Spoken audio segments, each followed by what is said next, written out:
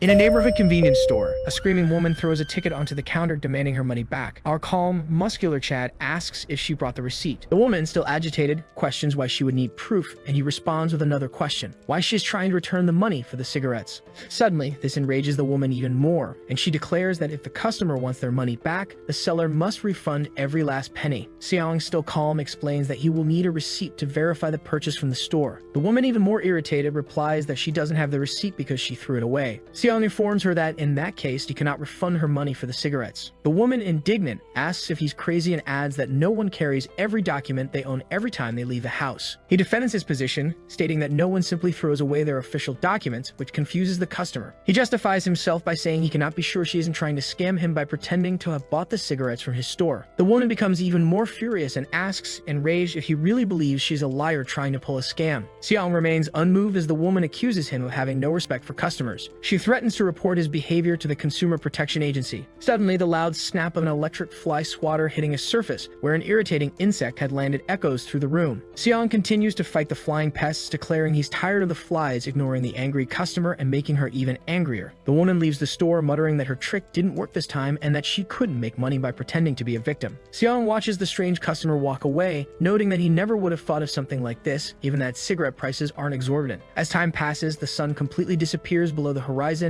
leaving the city illuminated by artificial lights. A few minutes later, Seong's brother Lee Won enters the store, greets him, and approaches him for a conversation. Seong asks how Lee Won's day was, and he responds that everything went well. Lee Won adds that Seong did a great job today and is probably very tired, suggesting he head home. Seong quickly notices that Lee Won's left eye is injured, realizing he was likely in another fight. Lee Won confirms the suspicion, saying he was hit during training. Seong, thoughtful, comments that Lee Won is truly amazing because he manages to play sports in his free time and still study. His friend laughs good-naturedly and says Seong shouldn't be jealous as both of them manage to study and work. Then he looks at his friend sarcastically and asks if he really enjoys getting hit all the time. Inspired, Lee Won begins throwing a small series of punches in the air, declaring that these sensations are very hard to describe in words. He adds that playing sports is addictive for him and that Seong would understand if he joined these fights at least once. Lee Won reminds Seong that he used to be very famous at school and invites him to compete in M&A. Seong, skeptical, asks if the art of fighting and regular street fights are the same thing, then says he has no desire to participate in anything like that. However, Lee Won continues the topic, saying that Seong has nothing to fear since he worked hard in his early years and has plenty of skills. Seong looks sadly to the side and says that's precisely why he knows everything about these battles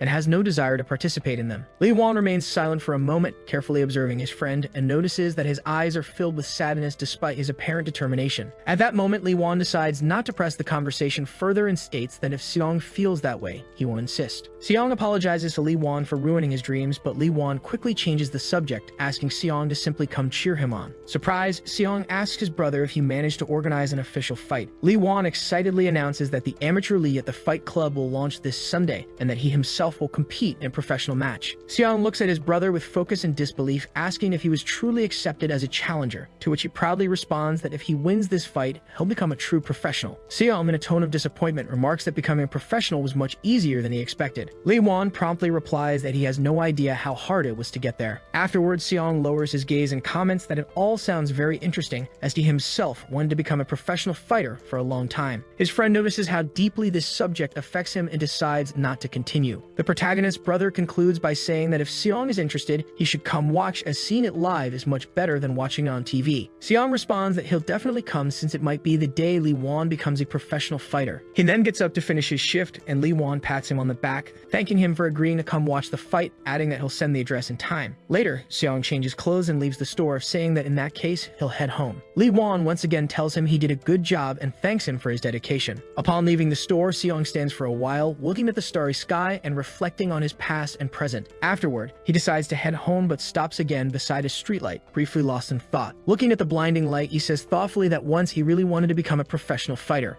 However, he quietly lowers his gaze and heads home to rest and gather strength before his next shift at the store. Sometime later, the day of the fight arrives and Seong receives the coordinates from Lee Won for the place where the fight will take place and the time it's scheduled for. Being a punctual person, Seong arrives on time and looks around to memorize the area in case he needs to return there again. He carefully observes the large sign that reads the name of the amateur fight club and reflects that this is probably the place he needs to be. Watching the other people calmly entering and descending into the basement, Seong admits to himself that he's hesitant to go in. Seconds later, his brother Lee Wan calls and asks if he's arrived at the agreed location, to which Seong replies he's right in front of the club's entrance. Lee Wan says the fights will start soon and then he won't be able to meet him, adding that Seong just needs to head inside. The protagonist approaches the security guard, who smiles politely and says he may proceed. Seong descends the steps, reflecting that although it's an amateur competition, the organization of the fights leaves much to be desired, adding that everything seems quite disorganized. He thinks that he initially intended to watch the other fights, but he'll most likely head home right after his brother's match. The protagonist continues down the stairs, noticing it's getting quite dark, hoping he doesn't get hurt. Eventually, the stairs end and Seong approaches the door to the fight club, confidently pushing it open. As soon as the door opens slightly, Seong narrows his eyes as the bright light from the fight club lamps begins to illuminate his face. His ears immediately pick up the deafening roar of the crowd, watching the fight and demanding maximum entertainment from the fighters. At that moment, two young men are fiercely fighting one another to ensure victory and the chance to enter a more serious league. This spectacle leaves Seong overwhelmed for a moment, and he freezes in place as if enchanted, watching the progress of the battle between two people he doesn't know. One of the fighters finds a good moment for a powerful attack, raising his fist to crush his opponent and secure victory in this match. Moving forward, the fighter releases all the strength in his hand against his adversary, making him stagger back and cry out from the heavy blow to his chest. This fierce fighting spirit between the two opponents deeply impresses Seong, and a slight shiver of excitement runs through his body. Meanwhile, the fighter in red gloves manages to recover from the crushing blow, dodging the next attack and launching a counterattack. The protagonist's heart begins to beat faster and faster, as if he's enjoying the fact that he's finally returned to the place he once fled from. The fighter in red gloves moves to counterattack his opponent, using the strength of his legs to do so. Before his adversary can react, the red-gloved fighter delivers a powerful kick to the neck, incapacitating him in a matter of moments. Unable to withstand such a strong blow, the fighter in blue shorts collapses in the ring,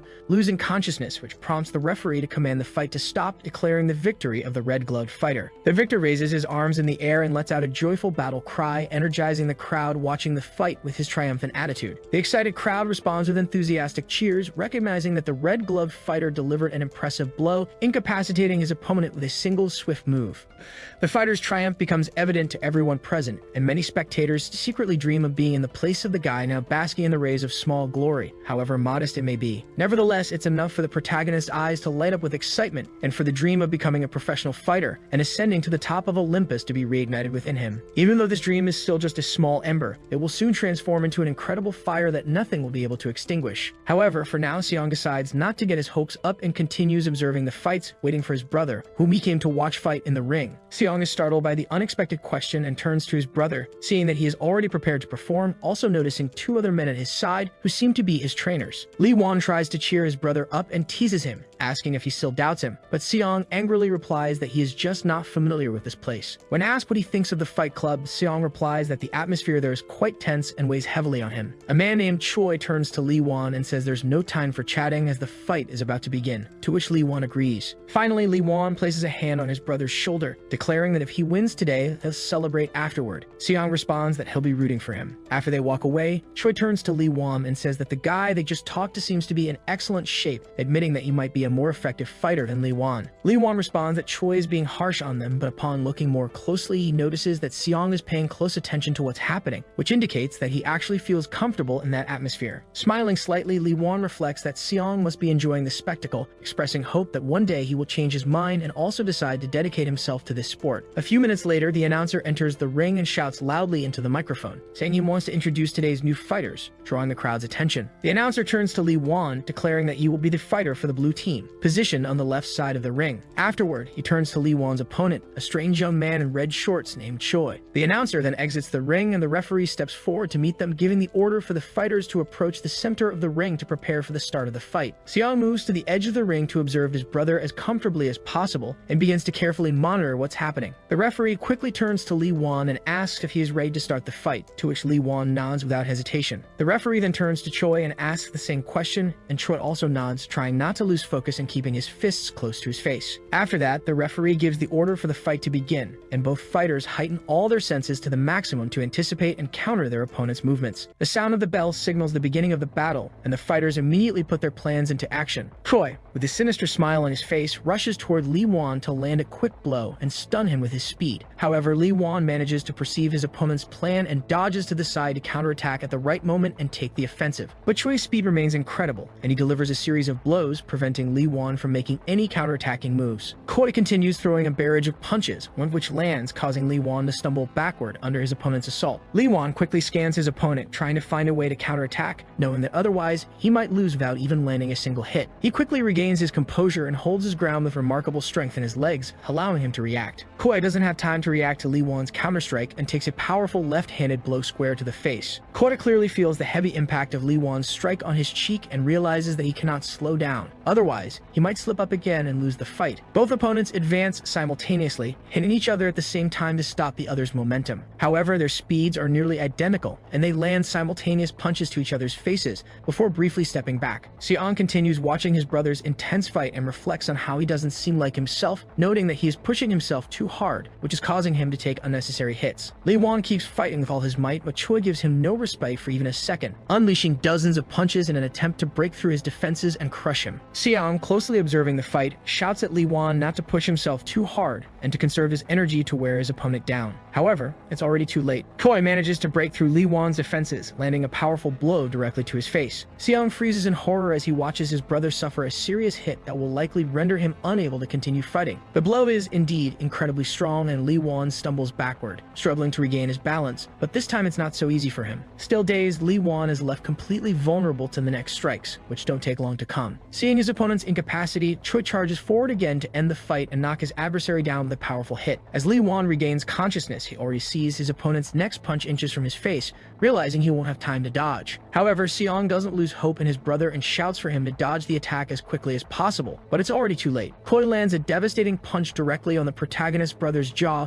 causing him to completely lose the ability to fight and be eliminated from the match. The force of the punch sends Lee Won to his knees, acting as though he's in a state of confusion, nearly passing out. The referee immediately intervenes in the fight, ordering Choi to stop and checking Lee Won's vital signs to assess the severity of his injuries. Lee Won doesn't respond to the referee's actions or words as he briefly blacks out, leading the victory to be awarded to his opponent. The referee stands up from his knees and gestures that the fight is over, to which the announcer loudly declares Choi the winner of this match. Seong looks down at his feet sadly as the announcer states that Lee Won couldn't withstand the crushing blow to his jaw and lost consciousness. The announcer continues his speech to saying that, unfortunately, Lee Won was defeated despite his previous success in professional fights. Suddenly, something catches Seong's attention, and he hears a strange sound in the ring. For some reason, Choi snaps and rushes toward the defenseless Lee Won to beat him even more. He continues landing several punches to his defeated opponent's face despite the fact that the match had long since ended. The referee quickly pulls the frantic Choi away, demanding to know what the hell he's doing and declaring that the fight is long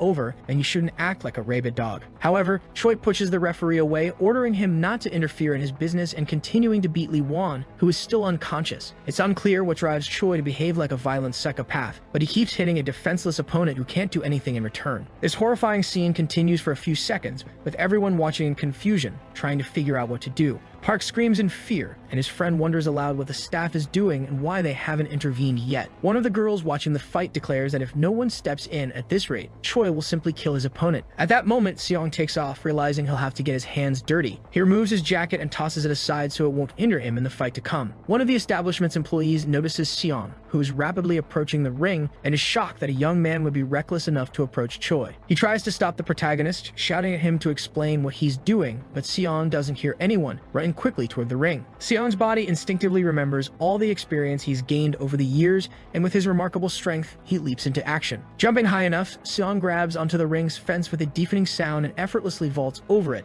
landing on the other side in front of an astonished audience. Seong enters the ring to save his brother from a madman who has completely lost control of himself. Despite the height of his jump, Seong lands smoothly in the ring with precise movements. Looking up, Seong sees Choi still pummeling his brother and decides he needs to act quickly. Meanwhile, Choi, no longer ashamed of his desires, screams loudly for Lee Won to finally die, still punching his face. However, his plan is thwarted by Seong, who quickly approaches and grabs him by the arms, pulling him away from his brother. Realizing that Choi is no longer in control of himself, Seong decides to provoke him to distract him from his brother. Before Choi can comprehend what's happening, Seong forcefully throws him a powerful toss. In the blink of an eye, Seong throws the heavy fighter into the corner of the ring, ordering him not to move and calling him a complete bastard. Seeing that Choi has stopped moving momentarily, Seong quickly turns to to his brother and asks if he's okay and how he's feeling. However, Choi silently gets up, calling Seong out and vowing revenge for daring to stop his treacherous and nefarious plans. The spectators, who have been watching all along, shout at Seong to turn around immediately, as he is now in mortal danger. Choi quickly closes the distance between himself and Seong, preparing to attack the young man who dared to touch him and toss him like a sack of garbage. Meanwhile, Seong looks at Lee Won, who is unconscious, and urges him to wake up, beginning to grow nervous and worried about his brother's life.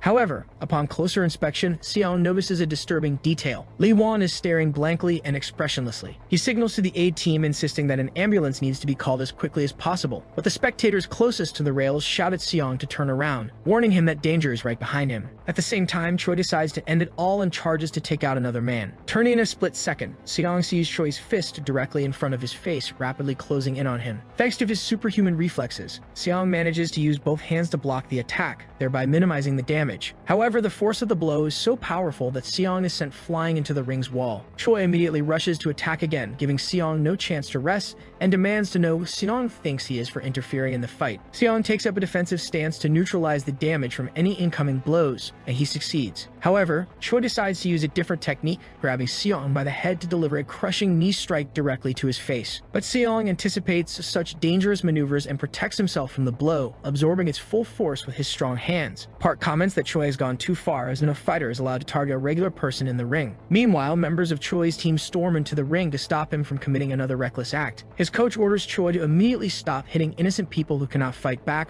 warning that there will be severe consequences. The coach adds that this time, Choi won't get off with just a suspension and commands him to stop immediately to avoid even more trouble. However, Choi disregards these words and tries to finish Seong to satisfy his personal ambitions and insatiable aggression. Suddenly, Seong breaks free from Choi's grip and dodges his powerful knee strike, catching the deranged fighter off guard. This enrages Seong further, and he declares that Choi is a true bastard, clenching his teeth before preparing to deliver a powerful blow. Anger courses through Seong's entire body, and he clenches his fists so tightly that veins begin to appear. He takes a small step back to gather strength for a powerful strike, determined to put the arrogant and cruel Choi in his place. He swings his arm back for an uppercut and surprises Choi with his incredible technique and precise control of power. Choi has no time to react to Seong's move, and Seong lands a powerful blow directly on his chin with his right hand, ordering him to back off for good. The attack is so forceful that Choi loses consciousness instantly, freezing in the air for a few milliseconds. Seong lets out a menacing roar to release all the pent-up energy and rage that had built up during the fight. Park and his assistant watch in shock and amazement as an ordinary person incapacitates a trained fighter with a single punch. A random person in the crowd, who happens to be connected to MA fighting, also looks on in surprise, remarking that he did not expect this outcome. A second later, Choi collapses onto the ring, showing no signs of activity, leaving Seong as the only one standing in the arena. Seong exhales loudly, then looks around, realizing once again that he has done something unnecessary due to his lack of self-control. Seeing his opponent motionless, Seong quickly approaches him and asks if he's okay,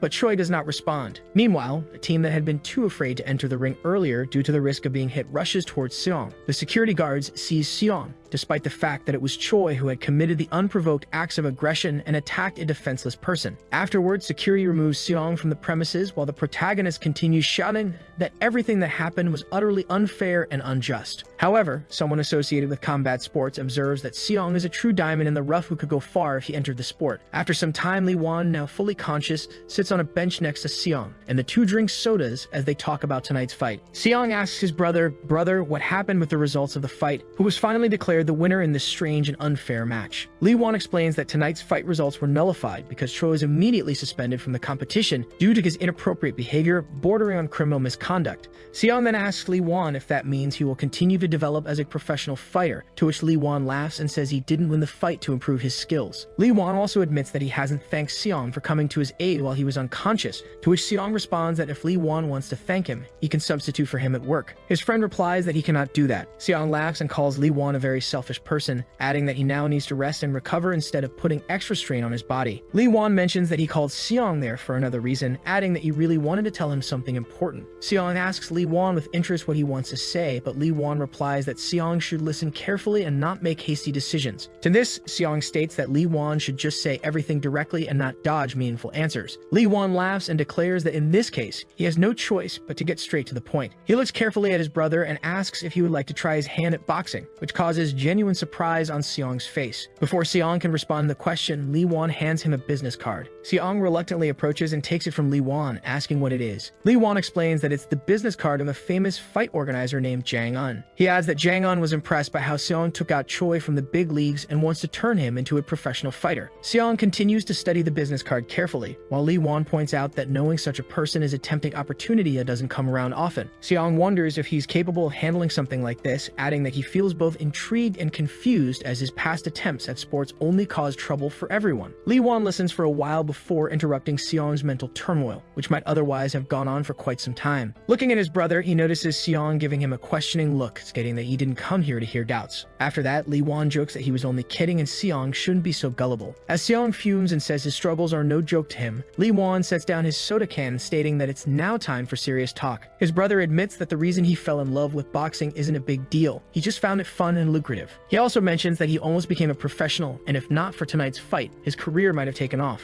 Seong intently asks if Wan plans to give up. Wan replies that, as he mentioned earlier, this activity is incredibly addictive, adding that it feels like his destiny, though he doesn't dream of being a champion. He emphasizes that he does it just because it's fun and interesting, which is more than enough reason for him. Seong looks at his palm and wonders if a great dream is necessary for someone to do what they enjoy. Before Wan can answer, Seong declares that a person doesn't need a dream to do what they love and enjoy life. After that, he clenches his hand into a fist, feeling an unprecedented surge of energy, along with a newfound goal shining brightly in his life to strive for. Then he calmly rises from the bench, dusts off his coat, and prepares to leave. Wan notices his brother's behavior and asks if he's about to go, to which Seong replies that it's already late and he'd better head home. With confidence in his eyes, Seong looks at his brother and declares that he'll begin work tomorrow. Wan smiles at his friend and encourages him, telling him to do his best and give it his all. Seong heads toward his home and turns to Wan with a smile, telling him to take care of himself and recover. After that, Seong walks away toward home while Wan finishes his soda can and discreetly watches his brother leave. Wan realizes that his brother was meant for something greater than being just a simple store clerk. For a moment, the scene shifts and Wan sees his brother in the ring, standing before a cheering crowd celebrating his victories and chanting his name. That image becomes etched in the young man's eyes for a brief moment, and he realizes he's glimpsed a future that is bound to come.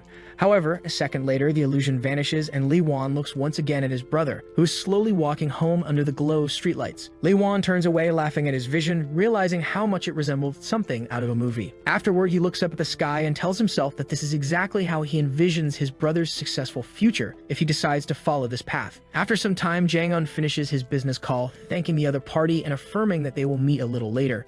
His assistant asks if he has a meeting scheduled, and Jang Un replies that he just made a deal with the most talked about guy in the major league this season. The assistant comments that the news of an ordinary person knocking out a professional is driving people crazy, and Jang Un responds that this is exactly what he's looking for. The secretary asks if he intends to make Seong a real fighter, and Jang Un replies with a question, asking if he doesn't already think Seong is ready. His aide expresses doubt, stating that Seong probably just got lucky, as he struck an athlete who was already tired in the ring. However, Jang Un is undeterred by the skepticism and asks his assistant if he truly believes it was all just luck. Afterward, he smiles and gets up from his chair, telling his assistant that he still has much to learn on his long journey. Jang Un remarks that Choi might be a very problematic fighter, but his resilience is at an extremely high level, comparable to the best fighters. In Jang Un's view, it's clear that Choi struggled during the fight, but even under such circumstances, a rookie wouldn't have been able to take him down. Jang Un states that these aren't the only reasons behind his decision, quickly glances at his watch, and mentions that he needs to hurry to avoid being late for his meeting. Grabbing his bag, he bids farewell to his assistant, saying he's heading to a meeting, while the assistant watches and wishes him successful negotiations. Meanwhile, Jang Un is deep in thought, believing that for a professional quality it is just as important as fighting skills. In his view, no one relies solely on wrestling abilities, as many fighters use taunts to pressure their opponents. Some fighters deliberately provoke their adversaries to force them into making mistakes, which could cost them victory in the fight. Ultimately, for Jang Un, an essential skill for a fighter must be quick reactions and a sense of humor to control the situation and engage with fans. Jang Un admits to himself that his intuition tells him Seong possesses all these qualities, which will help him become a champion. After what Jang Un has witnessed, he is firmly convinced that giving up on Seong would be the biggest mistake of his life. Sometime later, Jang-un arrives at the small Cafe Eden, where he is meeting the protagonist to negotiate. Seong, who arrived punctually for the meeting,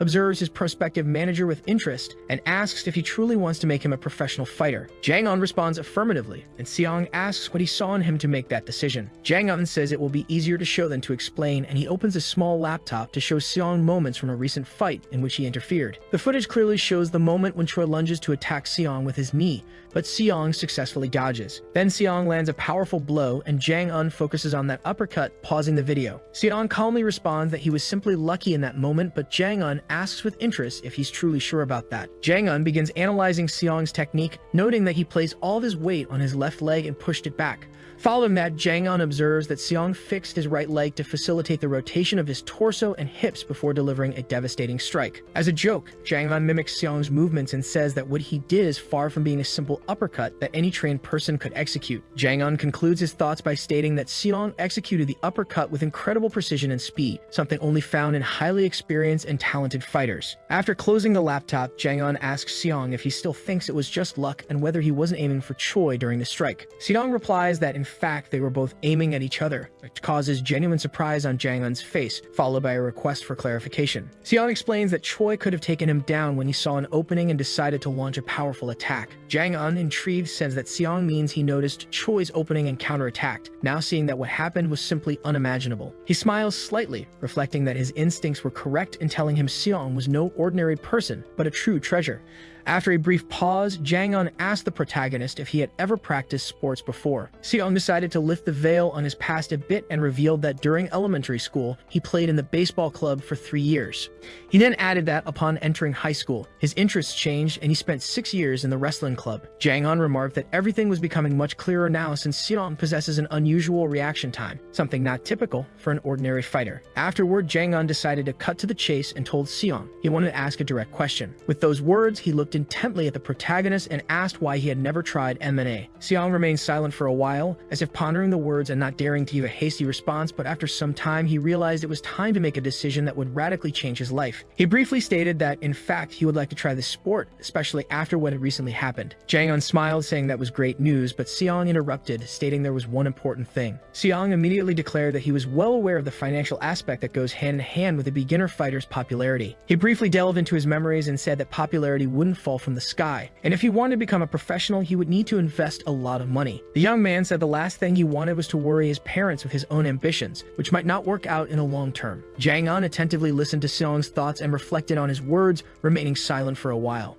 After that, he questioned Seong about whether he really said he needed $1 million every night to feel normal. To Seong's great surprise, Jang-un immediately declared that he could solve that issue and help financially. Jang-un also stated that Seong wouldn't need to worry about equipment, as they provided all the necessary sports gear, adding that if Seong worked several part-time jobs, his income would be equivalent to that of a social worker. Seong, not being a naive person, told Jang-un he was sure that all this generosity came with a reason and that something would be demanded of him in return. The man calmly sipped his tea and stated that Seong would only have to pass a sparring test, adding that he would be accepted if the CEO liked him. Seong quickly asked what would happen if the director didn't like him, to which Jang-un calmly replied that, in that case, Seong would simply continue living as before. A small smile appeared on Seong's face, and he reflected that it seemed as though he and his team wanted to ensure Seong was worth the investment. Meanwhile, Jang-un stated that the final decision was up to Seong and asked if he had any other questions about the business proposal. Seong asked Jang-un when the sparring would take place, and Jang-un replied that the fight was scheduled for a month from now at their gym, adding that training would take place there. The young man asked Jang-un if he could reschedule the test if necessary, and Jang-un said he agreed to such requests, as a month might not be enough time to prepare properly. He told Seong he could simply reach out when he was ready. However, to Jang-un's great surprise, Seong declared that he wanted to do the sparring test that very day, almost making Jang-un choke. The man quickly asked him if he truly wanted to fight that day, and Seong calmly replied that he didn't see anything wrong with it. Curious, Jang-un wondered what was wrong with him, then questioned if he was really serious about having such an important fight today. However, Seong's face began to light up with indomitable determination, and he declared that he was absolutely serious about his intentions. Jang-un cannot believe for a moment that Seong has taken such a risky and reckless step, and he looks at his contractor for a few moments. Recovering slightly, he asks Seong if there's any specific reason why this has to happen today and not a month from now. Jung-un states that Seong needs to keep in mind that MMA is not as easy as he thinks, to which Seong calmly responds that this is exactly why he decided to do the sparring today. He declares that it doesn't matter if the fight happens tomorrow or a month from now since his skills won't improve within that period. Jung-un looks at him in astonishment and reflects that, for some strange reason, Seong's words sound very convincing. Jung-un responds that the sparring test cannot take place today anyway because they need to find a suitable sparring partner for him. He then states that they must postpone the test for at least a week, and Seong asks if this wouldn't be even more unreasonable than postponing the test for an entire month. However, Jung-un presents a reasonable argument, stating that to pass any test, one must first learn the basics, to which Seong, after thinking for a moment, agrees. After that, Jung-un states that in this case, they will end the meeting and conduct the test next week at 3 p.m. Looking closely at Seong, he mentions that Seong can still refuse and reschedule the test for a more convenient time. However, Seong calmly tells Jung-un that he is absolutely certain the sparring must be done as soon as possible. Jung-un remains silent for a moment, wondering if Seong is truly sensible, reflecting on what he is after. Afterward, he smiles and murmurs very quietly that the rookie's test results in a week will be clear to absolutely everyone. Seong gets up from the table and states that in that case, he'll need to leave and go to work to finish his shift. Jung-un wishes Seong good luck and asks him to study harder for the upcoming test, to which Seong replies that he will certainly try and says they'll see each other next week. After that, he heads toward the cafe exit, a proud smile appearing on his face for not having given up and for deciding to test himself in this sport. After some time, Seong finds himself near the entrance of the gym where Lee Won and other aspiring MMA fighters train. Carefully examining the building, Seong concludes that he is in front of a true headquarters. Without hesitation, Seong calmly enters and climbs the stairs while simultaneously exploring the impressive facilities of the building. After some time, the protagonist finds the gym entrance and hesitates for a moment, standing in front of the glass door. Gathering courage, he carefully pushes the door open and enters the room, apologizing for the interruption and looking around. Immediately, he spots trained fighters exercising with sports equipment to keep their physical condition at its peak. Turning his gaze to the other side of the room, Seong notices some fighters training with their coaches to improve their stances and fight moves. In the ring, Seong also sees one of the fighters practicing his punches on special gloves that his trainer holds in front of him. Observing carefully, he enthusiastically notes that it has been a long time since he has seen such incredible punching techniques. Suddenly, Seong's thoughts are interrupted by Lee Won, who asks why he's standing in the same spot again and didn't say he had arrived. The protagonist's brother approaches him and begins playfully throwing a few friendly punches, laughing as he declares that Seong never changes. Park then approaches Seong, extends his hand, and declares that he is very happy to meet him, introducing himself by name. Seong reciprocates by stating his name and shaking his hand. Park asks Seong if he feels comfortable dropping formalities since he is Lee Won's friend, to which Seong replies that he wouldn't mind at all. Park mentions that he recently heard from director Jung-un that Seong will take the test in a week. After carefully examining Seong, Park declares that he will be completely honest with him and asks if he thinks it might be better to simply decline the test. Afterward, he invites Seong to change into sportswear and prepare for training. Lee Won approaches and declares that he'll take Seong to the locker room. The protagonist follows Lee Won, briefly delving into thoughts about what adventures and challenges will now appear before him, having chosen this path. He reflects that the road to great success is finally beginning, and that all he can do is give his best to earn a place in the sun. However, his thoughts are suddenly interrupted by Park, who firmly declares that, in his opinion, this training will just be a waste of time. Seong, who absolutely did not expect such a reaction, freezes in place, looking perplexed at his trainer, whose expression had changed so much. However, the trainer's arguments are reasonable. He states that he doesn't understand what Seong can possibly learn in just 1 week, adding that even if Seong learns something, it will take much longer. Still, deciding not to leave the young man in a bind, Park declares that they'll simply practice the necessary punches. Seong responds that he's ready to start training immediately. Park observes him closely and asks what he thinks is the most important thing in wrestling. Without hesitation, Seong confidently declares that the most important aspect of fighting is the punches. Park responds that he's partially correct, but that the correct calculation of the damage a fighter can deal is the foundation of everything. After that, he goes to the punching bag and declares that the first thing they'll do is master the jab to demonstrate the theory in practice. With that, Park delivers a medium-strength punch to the punching bag, causing it to sway slightly to the side. Seong carefully observes the trainer's actions, who continues repeating the same punch, barely pushing the bag. This demonstration causes confusion in Seong's eyes, and he reflects that he doesn't even have anything to say about what he just saw. After a few seconds, Park stops punching the bag, turns to Seong, and asks if he thinks the punches were good. Seong hesitates but agrees. Park looks closely at Seong and asks again if he's sure those punches were really good. Seong decides not to lie to his trainer and declares that, in his opinion, the punches seemed a bit weak and even clumsy. Park nods with satisfaction, approaches the bag again, and asks Seong what the next punch should be before preparing to demonstrate. Focusing, Park delivers a powerful and quick punch, making the bag swing much farther, indicating a much more precise force in the strike. Seong comments that this punch was much better than all the previous ones, to which Park nods in approval and says he's absolutely right. The trainer declares that Seong will learn the first version of the punch. For this reason, the protagonist looks at Park in bewilderment and asks why he needs to learn such techniques. The trainer calmly states that in MMA, it's necessary to focus not only on punches but also on shoves and blocks to achieve the most effective results in fights. From Park's point of view, distance plays a very important role since the second punch, primarily used in boxing, needs a specific target. Park also adds that unlike in boxing and MMA, the opponent will be very close, making these techniques less effective. Because of this significant difference, the stance in MMA will be lower and the legs will be positioned a little farther apart. Park also says that the next move will be a regular straight punch, very similar to what boxers learn. He adds that this punch is quite simple and fast and can be efficiently alternated with the regular jab. Park decides then to put his words into practice and starts punching the bag again, telling Seong that the ideal technique is to throw a quick jab and then return the hand to the starting position. He also explains that at the same time,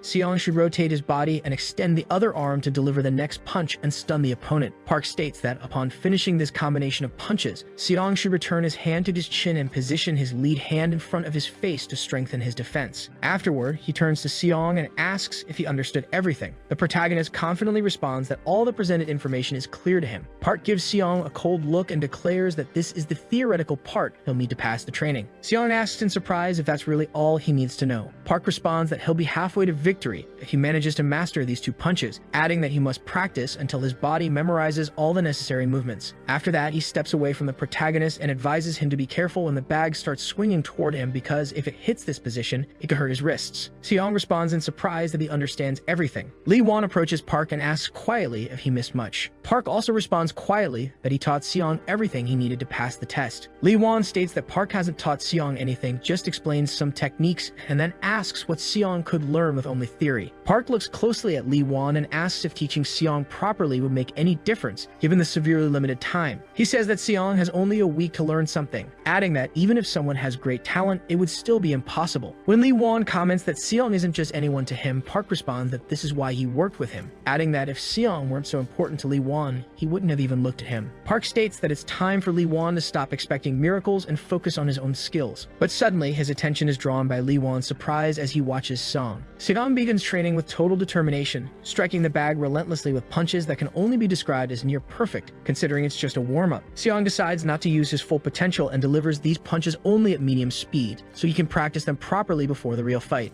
Afterward, he decides to use his agility and starts bouncing around the bag while simultaneously delivering powerful punches. The bag begins swinging in all directions. Anyone watching Seong's behavior from the outside would notice that his grace and speed were unmatched, and it would be hard to guess he was a novice. The same goes for Park, who, surprised, asks Lee Won why he didn't mention that Seong wasn't a beginner. Lee Won replies that he didn't know Seong was this good either. Nevertheless, Seong continues his intense training, landing punch after punch on the hanging bag. Next, he quickly positions himself near the bag and delivers another powerful punch, putting much more force into it, causing a loud sound to echo throughout the room. For Park, an experienced trainer, time seems to stop for a second as he clearly observes Seong's determined face, calibrating every move to make the punch as precise as possible. Without saying anything out loud, Park reflects that things are starting to get more interesting. Park quickly decides to shift focus and tells Seong that they will now practice kicks. He grabs special gloves and Seong attacks with determination, putting as much force as possible to impress his coach. However, after some time, Park sighs and loudly orders Seong to stop kicking so he can provide necessary feedback about his technique and strength. Park asks Seong if he's performing ballet or trying to swat a fly with his feet, making it clear that he is extremely dissatisfied with the kicks. He then states that Seong is applying too much force and should instead focus on choosing a single point and targeting it to ensure his strikes are as fast as possible. Seong listens attentively to his coach and declares that he completely understands the instructions, promising to put them into practice immediately. Suddenly, the training is interrupted by a loud greeting from a man, which distracts Seong and makes him turn around. Upon closer observation, Seong notices a middle-aged man entering the gym, thoughtfully glancing around while scratching his head. The man then looks at Seong and Park and says that he hopes everyone will do a great job. He begins walking calmly toward them. Park,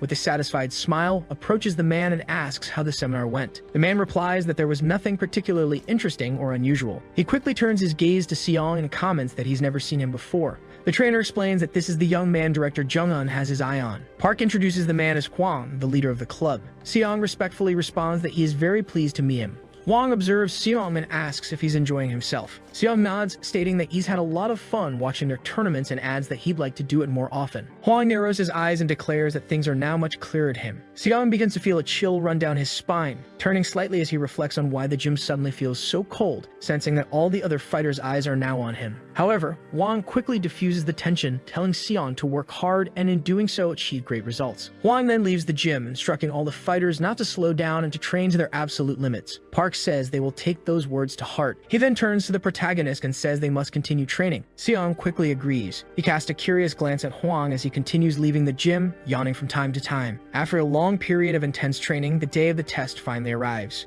Seong continues giving it his all, maintaining focus and determination. Holding the pair of gloves in his hands, he reflects on how reckless he was to request that the test be scheduled just 1 week later. He recalls all the time he spent training without rest, not taking a single day off, yet still failing to perfect the strike Park had explained. Seong snaps back to the present, reflecting on how careless he had been to not think things through before insisting on such a rushed timeline. He smiles and thinks that if he had thought more carefully, he never would have made that request. With that, he concludes that he needs to train a bit more to reach his best form before the test. He doesn't notice a figure appearing behind him. It's Wang, the man who had been watching him for some time. Wang asks Seong what he is doing so late. Approaching him, he inquires about Seong's progress with his strikes, since he had been practicing all day. Seong responds that, unfortunately, he still hasn't managed to execute the strike correctly. Hwang watches him closely and asks Seong to kick with force so he can evaluate his technique. Seong hesitates, asking if Hwang is certain about this, to which Hwang replies that Seong must get used to the idea of always being observed. Seong apologizes and asks what he is doing wrong. Hwang states that this information is irrelevant and orders Seong to do as instructed. Realizing he has little choice, Seong turns to the punching bag, prepares himself, and starts to lift his knee before delivering a powerful strike. As Seong executes the move, Wang observes every motion, carefully analyzing how much of Park's theory Seong has absorbed. The sound of the impact reverberates through the gym. Seong turns to Hwang, asking what he thought of the strike, but Wang remains silent for a few seconds. After a brief pause, Wang looks at Seong and honestly states that the strike is poor and unprofessional. He explains that Seong's problem is that he's only using his legs, which makes the strike slow. Wang adds that Seong needs to use his abdominal muscles to accelerate the movement of the strike. Still surprised, Seong asks if Wang is sure about this. Wang confirms, explaining that the hips must work in conjunction with the abdomen. If only half the muscles are used, it will be nearly impossible to achieve significant results. Wang takes a few steps forward and says he will now demonstrate the correct technique. He instructs Seong to watch carefully. Wang begins preparing for the strike, explaining that Seong must tighten his abdominal muscles to ensure the hips work properly. He describes how the legs should be lifted at the exact moment the waist begins to rotate, allowing the strike to be as precise as possible. Wang finishes the strike with impressive precision and power, forcefully driving the punching bag backward. Seong observes intently, amazed by the perfection of the strike. His eyes light up as he realizes that this was exactly the move he had been trying to replicate for days. Wang turns to him and asks what he thinks of the strike. Still impressed, Seong responds that it was perfect, just as he had imagined it. Wang smiles, calling Seong a strange guy, and adds that if someone were to see them,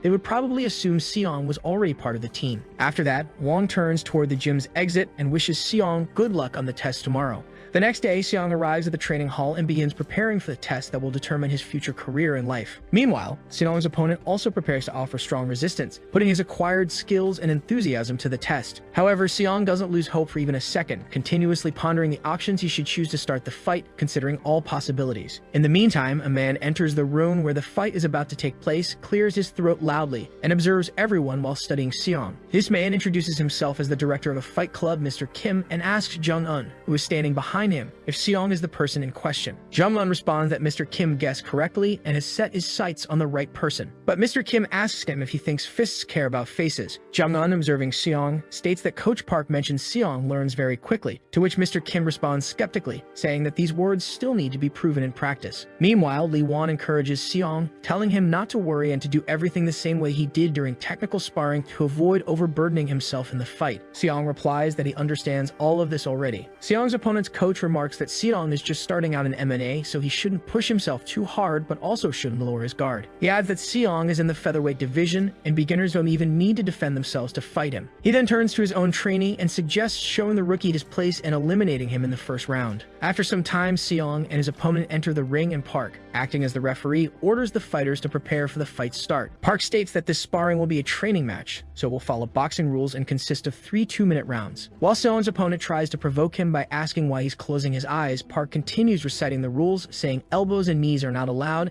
and low punches are prohibited. Seong reflects that he needs to stay as calm as possible within himself. After announcing the rules, Park orders the fighters to touch gloves, after which they move to their corners, as per the rules of any ring match. A few seconds later, the loud sound of a gong signals the start of a fight that will determine Seong's future.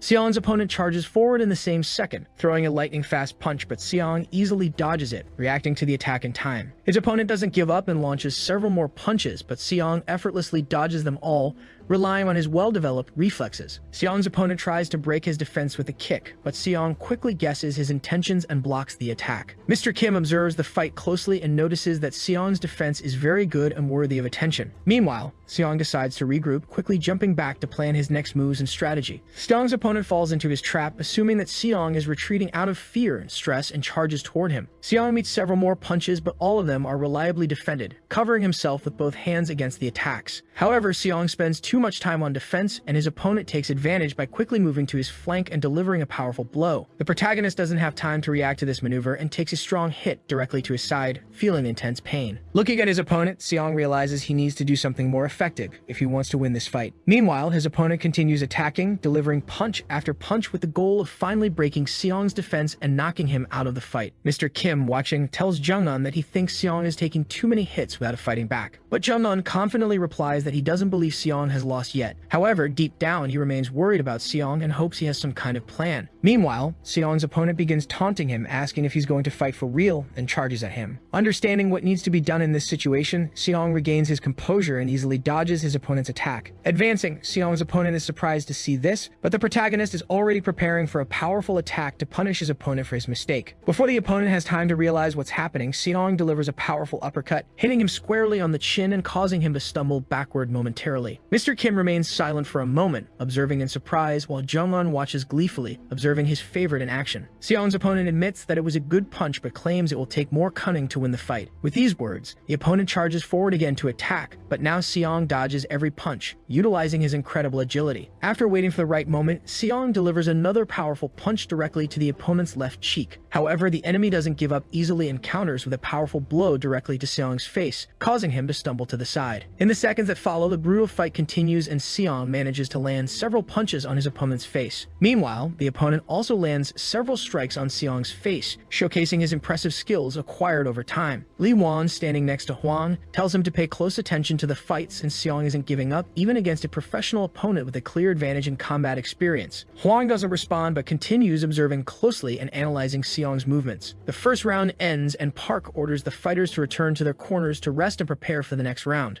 Seong removes his helmet and pours some water over himself, reflecting on how amazing this round was. He adds that getting hurt was fun and wonders why he never tried this before. Park orders the fighters to take their positions, and Mr. Kim tells Jung-un that Seong clearly knows where to strike. Jung-un responds with absolute confidence, saying he completely believes in this fighter. Following this, Mr. Kim remarks that there is, however, one crucial fact that could seriously harm Seong's future career. With those words, he continues to watch Seong's fight attentively as Seong battles fiercely against his opponent. Mr. Kim also notices that Seong is starting to tire due to the constant blows. Seong begins breathing heavily, trying to recover his strength to execute his planned combat maneuvers. Jung-un is surprised by this development, while Mr. Kim states that lack of experience and strength is preventing Seong from maintaining focus in the fight. Meanwhile, Seong's opponent continues attacking and Seong defends himself with his hands, but it becomes increasingly difficult for him by the second. The enemy continues delivering dozens of punches in mere seconds, trying to completely break Seong's defense. Seong's opponent grows arrogant once more and yells at him, saying he thought he'd fight well but is now disappointed, claiming that after the first round he had expected much more. Seong continues maintaining his solid defense, wearing down his opponent and gritting his teeth against the harsh words. The battle ends with the sound of a gong, signaling the end of the second round. Park runs over to the fighters and yells at Seong's opponent to stop as the second round concludes. After ensuring his opponent goes to his corner, Seong collapses into a chair, breathing heavily. Lee Won rushes into the ring and closely examines Seong, asking him to take deep breaths. Mr. Kim turns to Jung-un and says he thinks they shouldn't keep watching this fight, but Jung-un sadly responds that he has no arguments left. The boss then remarks that it seems like Seong is struggling and perhaps it's time to end this, but that Jung-un needs to train him well. Suddenly, Jung-un and Mr. Kim hear Hwang's stern voice as he approaches the ring, demanding Seong's attention. Seong turns his head and asks what Hwang wants to tell him, all the while keeping his eyes on him.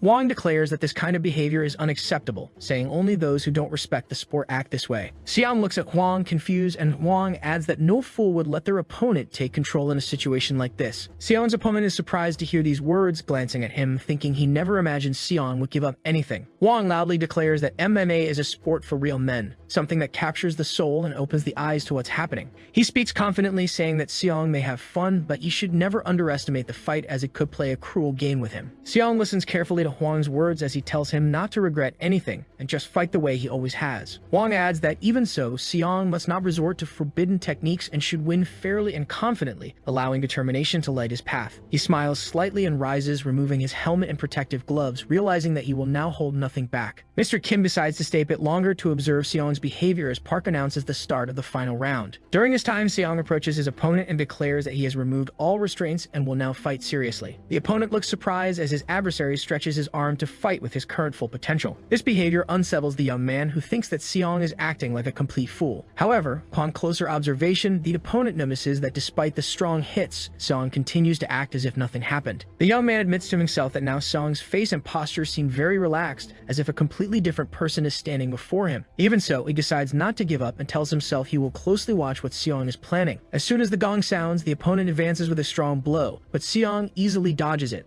After that, Seong quickly leaps backward, pretending to be intensely afraid of the opponent to confuse him. However, this act turns out to be quite convincing, and Mr. Kim and Jung-un watch the protagonist with disappointment, realizing that all is now lost. Jung-un anxiously thinks that if Seong had not started acting arrogantly, they could have closed a deal, but now everything is ruined. Meanwhile, Seong's opponent expresses disappointment as he was certain Seong would show him something grand, but in the end, it was a pathetic bluff. With these thoughts, he advances, shouting that it's time to end this damned fight and then rest at home. However, before he can reach Seong, he receives a powerful blow that launches him and instantly changes the course of the fight. The opponent falls heavily onto the ring, struggling to get up, and looks at Seong in surprise, who just seconds before seemed like easy prey. Other people interested in the fight's outcome approach Jung-un and loudly comment on how Seong's opponent managed to miss such an easy blow. Meanwhile, Seong's opponent gets back on his feet and advances to attack again, but Seong easily dodges the quick punches aimed at his face. Seong reflects that one more punch could be a last if he relaxes and makes a mistake, so he must act at the peak of his abilities. Despite his opponent's relentless attacks, Seong manages to maneuver to his side with the help of his agility and skill in reading his enemy. This move proves extremely successful, and Seong delivers a powerful blow directly to his opponent's body, making him stagger again. After that, Seong immediately jumps back, creating distance between himself and his injured opponent and preparing for another attack. Seong's opponent watches him and tries to understand what happened and why he can now land such severe hits without being punished. Meanwhile, Seong decides to influence his opponent psychologically and arrogantly smiles, provoking him with his hand. This trick proves very effective, and the opponent instantly loses his temper, filled with thoughts of how to get revenge on the rookie for his provocations. He immediately charges forward, but Seong acts as if he was expecting the attack, completely ignoring the possible dangers of such an approach. With incredible speed and ease, Seong blocks the opponent's blow with a light touch and begins moving to his side. The opponent doesn't give up and delivers dozens of punches, but every one of them fails. As he continues to throw random punches, the opponent reflects that what is happening feels unrecognizable, since Seong acted much more scared at the beginning of the fight. Watching Seong's movements, he wonders what happened to that man and when he learned to control his body so impeccably. Finding the right window of opportunity, Seong swings strongly to deliver a right hook to his opponent's face. The opponent watches this in horror and manages to shield himself with his hands to minimize the damage. However, this attack turns out to be just a feint, allowing Seong to land a powerful kick on the unsuspecting opponent's body. The opponent reflects in horror that he fell for a simple bluff, which however is typical of more experienced fighters. Meanwhile, Seong decides to capitalize on his success and uncontrollably charges into the fight again, raising his hand to strike. The opponent, now terrified and injured, tries to protect himself again, but it's too late as he realizes Seong's plan. Immediately taking advantage of his opponent's weakness, Seong delivers another kick to his body, stripping him of a significant amount of strength. The fight spectators watch with interest and wonder how Seong's opponent suddenly started faltering,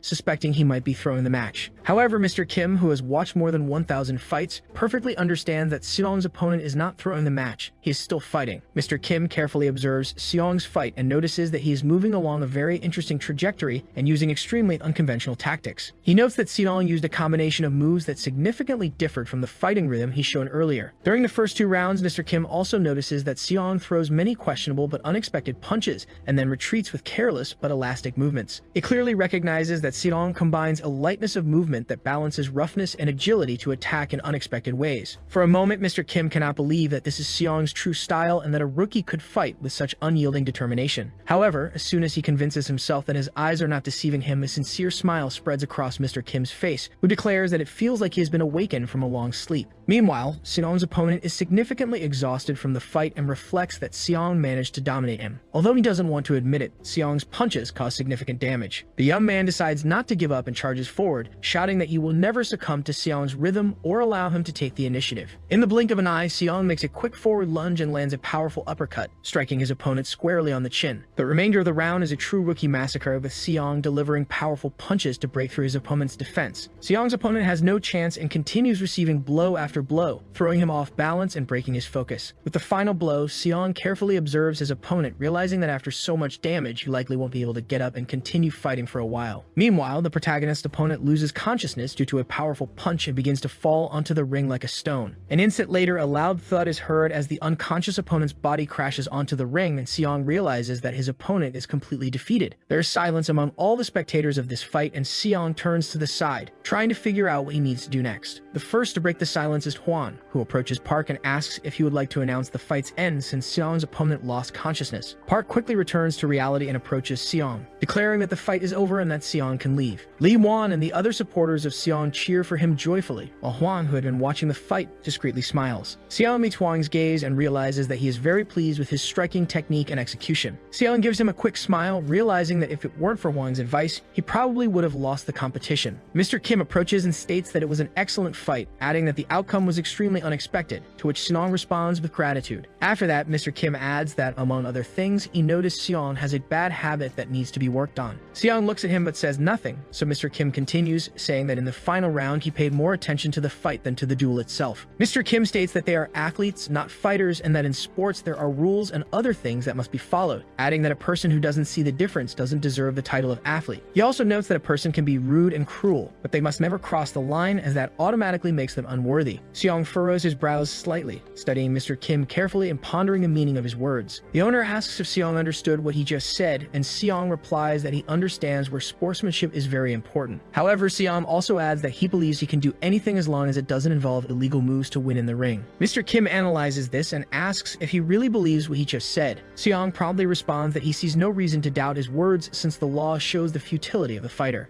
After hearing this, the owner says they can discuss this later, but for now, he wants to talk about the contract. However, Seong immediately responds that he will not sign the contract. Mr. Kim doesn't immediately realize what he means, but as soon as he understands the true intention, he abruptly stops, asking if he just heard a refusal. To Jungleun's great surprise, Seong confidently states that he doesn't consider himself suitable to be an athlete for an elite fight club. After that, he quickly bows to everyone present, apologizing for any inconvenience in case anyone had expected great results from him. Hwan, quite surprised by Seong's sincere and unexpected words, is left speechless and watches him closely, trying to determine if Seong is joking. After some time, the scene shifts to a small cafe where Hwang often spends his rare nights relaxing and organizing his thoughts. During his visit, he continues talking on the phone, asking Jungleun how the director is feeling. The response, filled with indignation and anger, lasts for several minutes and Hwang listens attentively, occasionally replying that he understands what is being said. After that, he finishes the call and hangs up, sighing with relief, while Seong, whom he had invited to a meeting, waits for him at the table. As Hwang approaches, Seong apologizes for causing so much trouble, to which Hwang smiles and says that now he understands how Seong feels. Hwang sits at the table and says that he is ready to listen attentively to Seong and understand his motivation for such a strange act. Seong hesitates for a moment before explaining, and Hwang repeats his question, wanting to know why he wanted to join their team. Seong smiles broadly and replies that there isn't a specific reason, he just wanted to. Hwang responds, saying that Seong is acting like a complete fool who only knows how to talk. He then lets out a sigh and asks Seong to be honest, asking if he wanted to take revenge on Mr. Kim for his cold attitude. Seong answers, saying that he can clearly distinguish what is right and wrong. Seong then slightly stretches his fingers and explains that he practiced sports throughout his school life, and all the coaches always told him the same thing, as if he were being recruited. With these words, he remembers his baseball coach, who angrily told him that he should stop kicking and just do what he was ordered. When he was transferred to wrestling, the coach also told him not to take the initiative and just follow orders, adding that if he didn't start listening, he would mess up the victory and create more work. Sidong also recalls the day he misbehaved at the baseball club, and because of that, everyone was forced to kneel as punishment. Hwang correctly interprets Seong's words and deduces that he saw all these coaches in Mr. Kim, to which Seong replies that they are all exactly the same and repeat the same words. Do only what you're told and don't take any initiative. Seong states that this approach kills the individuality of athletes. He then admits sincerely to Hwang that he behaves completely differently. Seong then recalls Hwang's words, who told him to fight with all his strength and use all available techniques as long as they don't break the unchanging rules. Hwang smiles and says that he said that without thinking because Seong was dictating the positions in the fight. Seong responds that this may be true, but a coach would never say such nonsense to an athlete. These words end up being quite rude to Hwang, who asks Seong why he decided to say this rudeness straight to his face, hurting his heart. Seong quickly reassures him, saying that his words encouraged him greatly, as no one had ever told him something like that before. Hwang raises an eyebrow surprised. Seong then says that this is why he wants to learn from Hwang and no one else, causing genuine surprise on the man's face. After thinking for a bit, Hwang tells Seong to keep an eye on the food, adding that it will burn if not eaten soon, and grabs a special glove to help take a piece out. After that, he looks closely at the protagonist and declares that he understands Seong's feelings perfectly, adding that there is an important detail. In Hwang's view, many people enter MMA for the love of the sport, just like Seong. After a brief pause, Hwang continues his speech, stating that these same people quit the sport in just a few years, asking Seong if he knows the reason for such twists. Without waiting for an answer, Hwang confidently states that it is because these athletes can afford it, as they train until they're starving.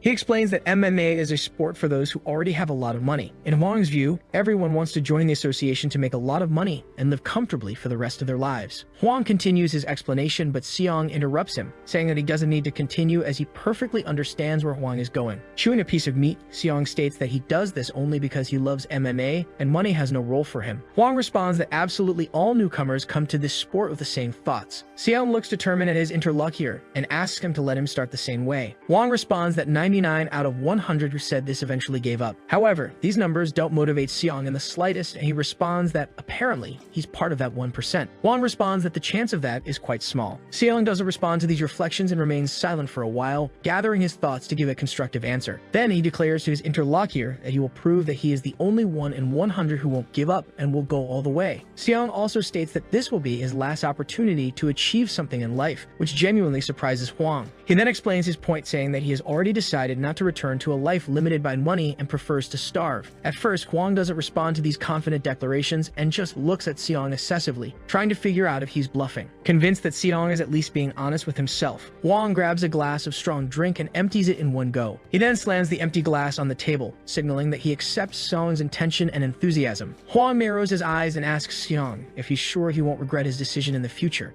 Seong responds that he made this decision on his own, so there will be no regrets in the future. These words don't convince Hwang, who states that Seong might change his mind later when he runs out of money. He then responds that he will think about it when the problem actually arises, and until then, he will work tirelessly. Hwang mocks Seong, suggesting that he would prefer to work like a worm. Seong agrees, stating that Hwang is absolutely right. After staring at each other for a few seconds, they both burst into laughter at the awkward situation. The leader then states that everything is clear to him, and that he doesn't even know what else to add, as Seong seems to have made his decision. Seong asks if Hwang agrees to accept him into the team. Hwang takes another bite of meat and asks why it matters if he agrees or not, since that doesn't resolve anything. After a few more moments, Hwang finally says that they need to strike while the iron is hot and hopes to see Seong next week. Seong responds with sincere gratitude and promises not to disappoint him. Hwang, watching Seong, mentally reflects that the more he interacts with him, the more intriguing he becomes. He concludes that nothing catastrophic will happen if Seong joins the association. The leader contemplates that athletes need a pure obsession, although he recognizes that money plays an important role in sustaining passion and aspiration. Hwang understands that times are changing and money is gradually giving way to a genuine love for the sport. Despite the growing popularity of MMA, Hwang feels sincerity in many athletes, though he can't completely blame them. Coming out of his thoughts, Hwang looks at Seong again and admits to himself that, although he doesn't know what the future holds, Seong is undeniably interesting. The head of the academy decides not to lose Seong to someone else, recognizing his genuine passion and love for the sport as something rare and extraordinary. Turning to Seong, Hwang states that he spoke to Jung-un about everything. He adds that Seong will need to fill out some special introductory paperwork. Seong replies that this won't be a problem. Hwang also mentions that he will adjust Seong's entry fee before his official professional debut.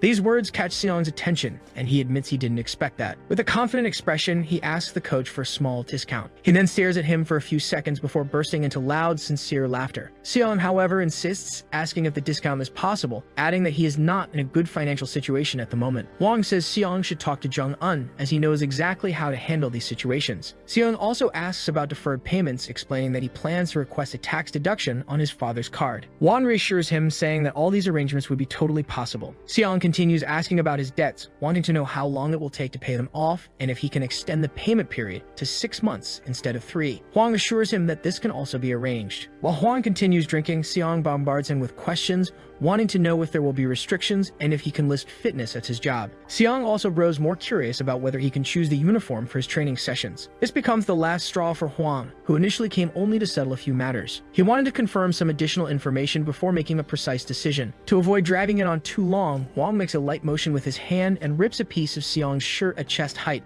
declaring that Seong is starting to get annoying with his incessant questions. Seong, surprised, watches how a middle-aged man without an impressive physique managed to tear part of his clothing. Deciding not to ask any more unnecessary questions for now, he falls silent. Sometime later, Seong returns to the academy, even though most of the participants didn't expect to see him again. Contrary to expectations, he carefully approaches the front door, opens it, and enters the premises. He greets all the athletes, including the coach, in a loud and polite manner. The people present, upon hearing the familiar voice, turn around in surprise to see who had entered. After realizing it was Seong, they dedicate brief moments of attention to him. The friend greets him warmly, while another colleague, Lee Won, smiles and says that Seong needs to start moving as there's still a lot of work to do. Seong raises his fist in the air, happily asking everyone to take good care of him. Park jokes, saying that sometimes Seong is quite noisy. Seong begins to follow Park to the staff room, where the coach decides to make coffee for the new club member. While doing so, Park briefly turns and asks if he prefers an Americano or instant coffee. Seong replies that his favorite coffee is an Americano, to which Park immediately informs him they only have instant coffee. Confused, Seong wonders why he was asked if there was only one option available. After handing over the coffee, Park starts reading Seong's personal file carefully, which contains all of his physical parameters. The protagonist watches in surprise as Park sits beside him and starts feeling his muscles in different parts of his body. Intrigued, Seong questions the reason for these strange movements, and Park responds that he is simply doing his job. Seong says he understands the method but points out there's one detail he would like to clarify. Looking up, Park realizes he has spent the entire time touching Seong's pectoral muscle, which serves no purpose for the assessment and only makes him look odd. Embarrassed, he clears his throat, quickly stands up, and asks how long it has been since Seong last trained. Seong replies that it has been a little under 2 years since his last training session. Park then asks about his current weight, and Seong says he gained 7 kilos over the past year but hasn't put on more weight since. With that information, Park concludes that Seong is taking good care of his diet. Sensing the coach's intention, Seong asks if he is trying to determine his weight class. Park smiles and confirms that Seong is quite perceptive.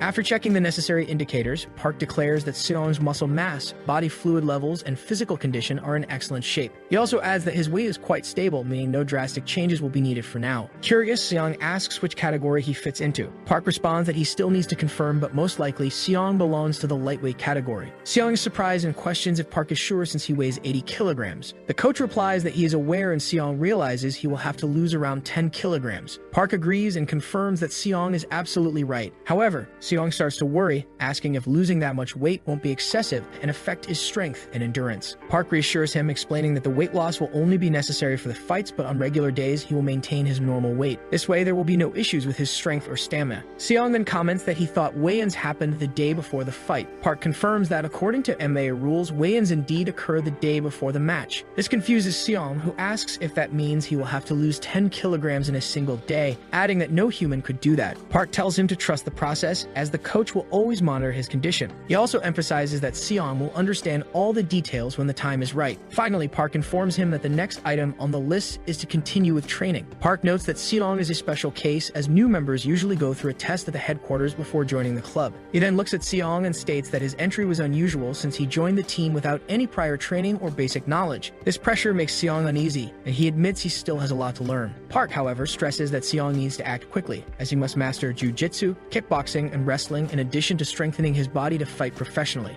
After explaining the formalities, he hands Seong the schedule with a detailed training plan. Seong starts reviewing the document while Park assures him that he will have general strength training on Mondays and Thursdays and jiu-jitsu classes on Fridays and Saturdays. Additionally, Park emphasizes that the schedule is already set and asks if Seong has any questions, making it clear that now is the ideal time to clarify anything. To avoid misunderstandings, Park insists, asking if the lack of questions means Seong has so many that he doesn't know where to start. Seong in turn replies that he has no questions because he has been training for years. Satisfied Satisfied with the organization, Park expresses his happiness and informs him that training will start immediately after the test, whether in a group or individually. He gets up from his chair and warns that the training will be intense. Seong, without hesitation, asserts that this isn't his first time training and they can be as strict as they want with him. Seong's enthusiasm and determination give Park confidence, and he smiles before commenting that the newcomer seems very self-assured. Curious, he asks if Seong is ready to start right away. With determination, Seong responds that he just needs to follow the tasks and there's no reason to delay training. He then leaves the staff room with conviction to begin his assessment. After a while, Seong finds himself completely exhausted from the tasks imposed by the coach and collapses on the floor, trying to regain any bit of energy. Park watches him seriously and warns that his breathing will become even harder if he keeps lying on the cold floor. Seong, jokingly, replies that he'd rather die than get up. After a few seconds, he forces himself to lean against one of the gym's columns. Park, with a sly smile, asks where all that confidence went and why he is now so out of breath. Seong, sweating profusely, lets out a weak laugh while Park comments that he expected more stamina from him. He also warns that Seong will be shocked when the real competition training begins, as today's session was just an introductory course. Still, his exhaustion was understandable, having been forced to do sit-ups with a 90 kilograms barbell, lift 28 kilograms dumbbells in each hand for 12 reps, and squat with a 140 kilograms barbell. Moreover, the weights increased progressively as the tasks changed, and even middleweight fighters would struggle with such an intense load. Park reflects on how training with heavy weights helps determine the ideal load and admits to himself that he still can't believe Seong managed to endure it all. Meanwhile, Seong starts laughing out loud, feeling the intense burning in his muscles as Park watches in amazement. Park mentally notes that Seong is indeed a peculiar person. After a few moments, the coach asks why Seong is laughing, suggesting that he might have gone crazy from exhaustion. Seong, still gasping, replies that he simply loves the feeling. Intrigued, Park asks what exactly he means by that. Seong explains that he enjoys the muscle pain and the exhaustion after an intense workout. Park lets out a brief laugh and comments that maybe Seong should have listened when told he wasn't strong enough yet, sparing himself unnecessary strain. Seong looks at his coach seriously and declares that he's no longer just a stranger who came there without a purpose. These words deeply impact Park, leading him to recall his attitude when he first saw Seong in the gym. He realizes that Seong had perfectly heard him say, coldly and skeptically,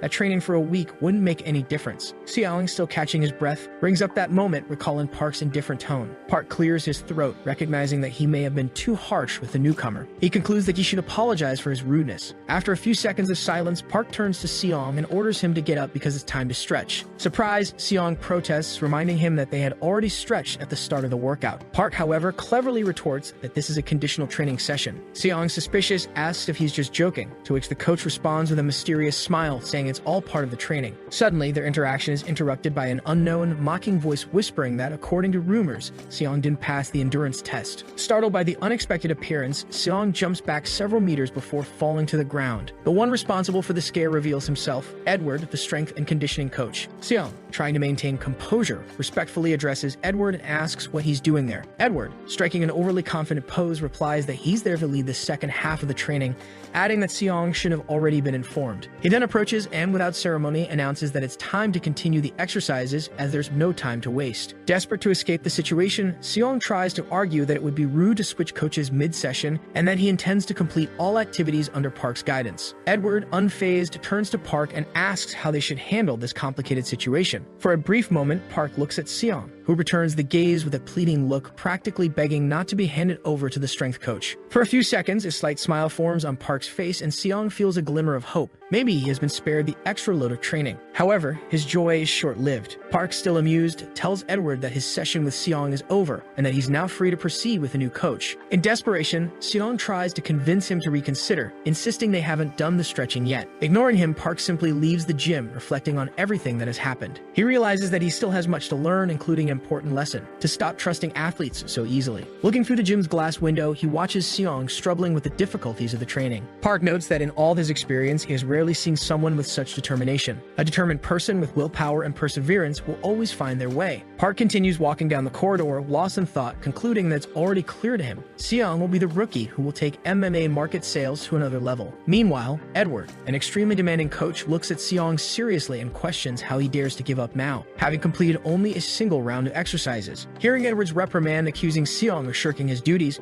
Park reflects that perhaps the young man's past should also be taken into consideration. Later, Seong returns to the ring for another training session. This time, one of the coaching staff members helps the fighter improve the speed and precision of his punches, as well as develop his agility. The trainer puts on a special glove and throws a powerful punch towards Seong, instructing him to dodge. With great skill, Seong avoids the attack effortlessly. More quick strikes follow, but Seong, showing incredible agility, dodges them all with mastery. Next, the trainer instructs Seong to throw fast and continuous punches at the special gloves to ingrain the movement pattern in his mind. Lee Won and another athlete watch the training closely. Meanwhile, the trainer reminds Seong that he cannot hesitate, as his opponent will never let him land a punch easily. Seong, dissatisfied with his performance, comments that his punches are still weak and asks if he can train alone at home. Outside the ring, Travis, a jiu-jitsu coach, turns to Lee Won and asks if this type of training really makes a difference. Lee Won bluntly responds that if it were effective, he would have made his debut as a professional athlete a long time ago. Meanwhile, the trainer praises Seong's performance and suggests a break. The protagonist readily agrees, thankful for the chance to rest. Seong removes his gloves as Lee Won calls out to him. Seong greets his friend, who mentions that they started training at the same time and suggests they talk. Seong agrees, saying him the same idea. Lee Won expresses surprise that Seong finally decided to join the team, to which Seong responds that without Lee Won, he wouldn't have come this far. Lee Won comments that it all sounds incredibly cheesy, and Seong replies that Lee Won will understand when he's older, which irritates the young athlete, who jokingly threatens to give Seong a good beating. Their conversation is interrupted by loud cheering. Wong has finally returned. As they head back, they notice other athletes exchanging looks and respectfully greeting Hwang as he returns to training. Hwang raises his hand and announces he has important news, asking everyone to gather around. All the fighters position themselves in the center of the room and sit down to listen. While the coaching staff also approaches, Hwang holds up a bunch of papers and asks if anyone knows what he's holding. One of the fighters suggests they are special invitations to the association, to which Hwang confirms, stating he secured 4 invitations. The athletes praise him, calling him a true gangster, but he gets annoyed and orders them never to call him that again, emphasizing how hard he worked to get those invites. Seong, still unfamiliar with the specifics of professional sports,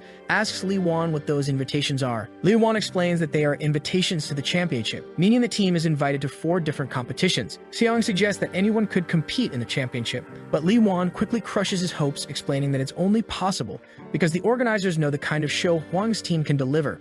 Seong asks if other teams also got invitations, and Lee Won responds that it's not just about asking. It takes effort, and the team should be extremely grateful for receiving so many invites. Meanwhile, Hwang asks the students to stop talking and listen carefully. He starts announcing the participants' names. Travis, the jiu-jitsu coach, raises his hand and calmly says he'd be happy to join the competition. The next invited participant is Tobias, the striking coach who had been training Seong moments earlier. Sitting among these respected athletes, Seong reflects that both have received the Golden Glove for their outstanding performances. Then Hwang looks towards a young woman named Yoojin Min, who says she's ready to compete. Seong, watching her from a distance, reflects that he knows little about her, except that they are the same age. However, Seong recalls that Yoojin Min won the X1 tournament, claiming victory in all 5 of her matches. She was the winner of the minimum weight category and was nicknamed the MMA goddess by her fans. Seeing this, Seong realizes he still has a long way to go to even approach her level of professionalism. Wang then announces there is one more person who can join the competition. Seong, convinced he can forget about the contract, gets lost in thought. However, Wang suddenly calls his name, leaving everyone confused. Hearing his name, Seong looks up, unsure if he heard correctly, while others wonder how a rookie could get an invite to such an event. Yoojin Min watches Seong carefully but says nothing, only staring at him sternly, making it clear she's unhappy with the decision. Hwang calmly states that the team followed the selection criteria, so there should be no hard feelings. He asks if anyone has any objections, but no one dares oppose the organizer's decision. Hwang concludes the important meeting, telling everyone they can return to their activities, while the invited participants should approach him. Seong remains still for a moment and Wang walks over, placing a hand on his shoulder to ease the tension. Seong turns to the manager and asks what he meant by calling his name. Wang responds that it would be best to talk face to face. They move to the lounge where Seong sincerely tells Wang that the others will be extremely unhappy with the decision. Wang asks what difference it makes now, adding that the decision was made by the organizers. Seong admits he's still very concerned, but Wang reassures him, saying there's no reason to worry, as everyone knows only the organizers can make such decisions. Wang adds that Seong has every right to be happy and celebrate. Seong responds that he feels both excited and confused. Seong then asks where the offer came from, and Wang tells him it came from the X1 organization. Seong is shocked, exclaiming that X1 is the best organization in Korea, and asks how they found out about him. Wang explains that his video went viral in the MMA community. Wang says Seong is now known as the bandit who joined the Central League and the monster who destroyed a pro fighter with one punch. Seong notes how fast everything is happening and asks Wang if this means he'll make his professional debut. Wang replies that it's possible, but adds there's a problem. Seong asks what he means, and Wang tells him him to see for himself. He hands Seong a piece of paper. Seong carefully examines the opponent's card, reading aloud that his opponent is someone named Miller, 23 years old, standing at 1.83 meters. He continues analyzing and notes that Miller competes in the welterweight division despite his young age and tall stature. Hwang tells Seong to look at another sheet. Seong picks up the second sheet and studies the fight schedule. He quickly realizes the fight is set for September 9. He looks at Hwang, noting that today is August 18, and asks if there's been a mistake. Hwang explains it's a replacement match. The original fighter was withdrawn due to injury and Seong will be his substitute. Hwang adds that Seong has 3 weeks to lose weight, study his opponent, and properly prepare for a serious fight. He also mentions that Miller will have a larger build and be well-trained and experienced, making the fight very challenging. Seong pauses, thinking of ways to improve his chances. After some time, Hwang asks if he has any ideas. Seong reflects that MMA fighters typically train for 3 months before and after a fight, but even so, he'll face a top-tier opponent without a proper physical balance, which is almost suicidal.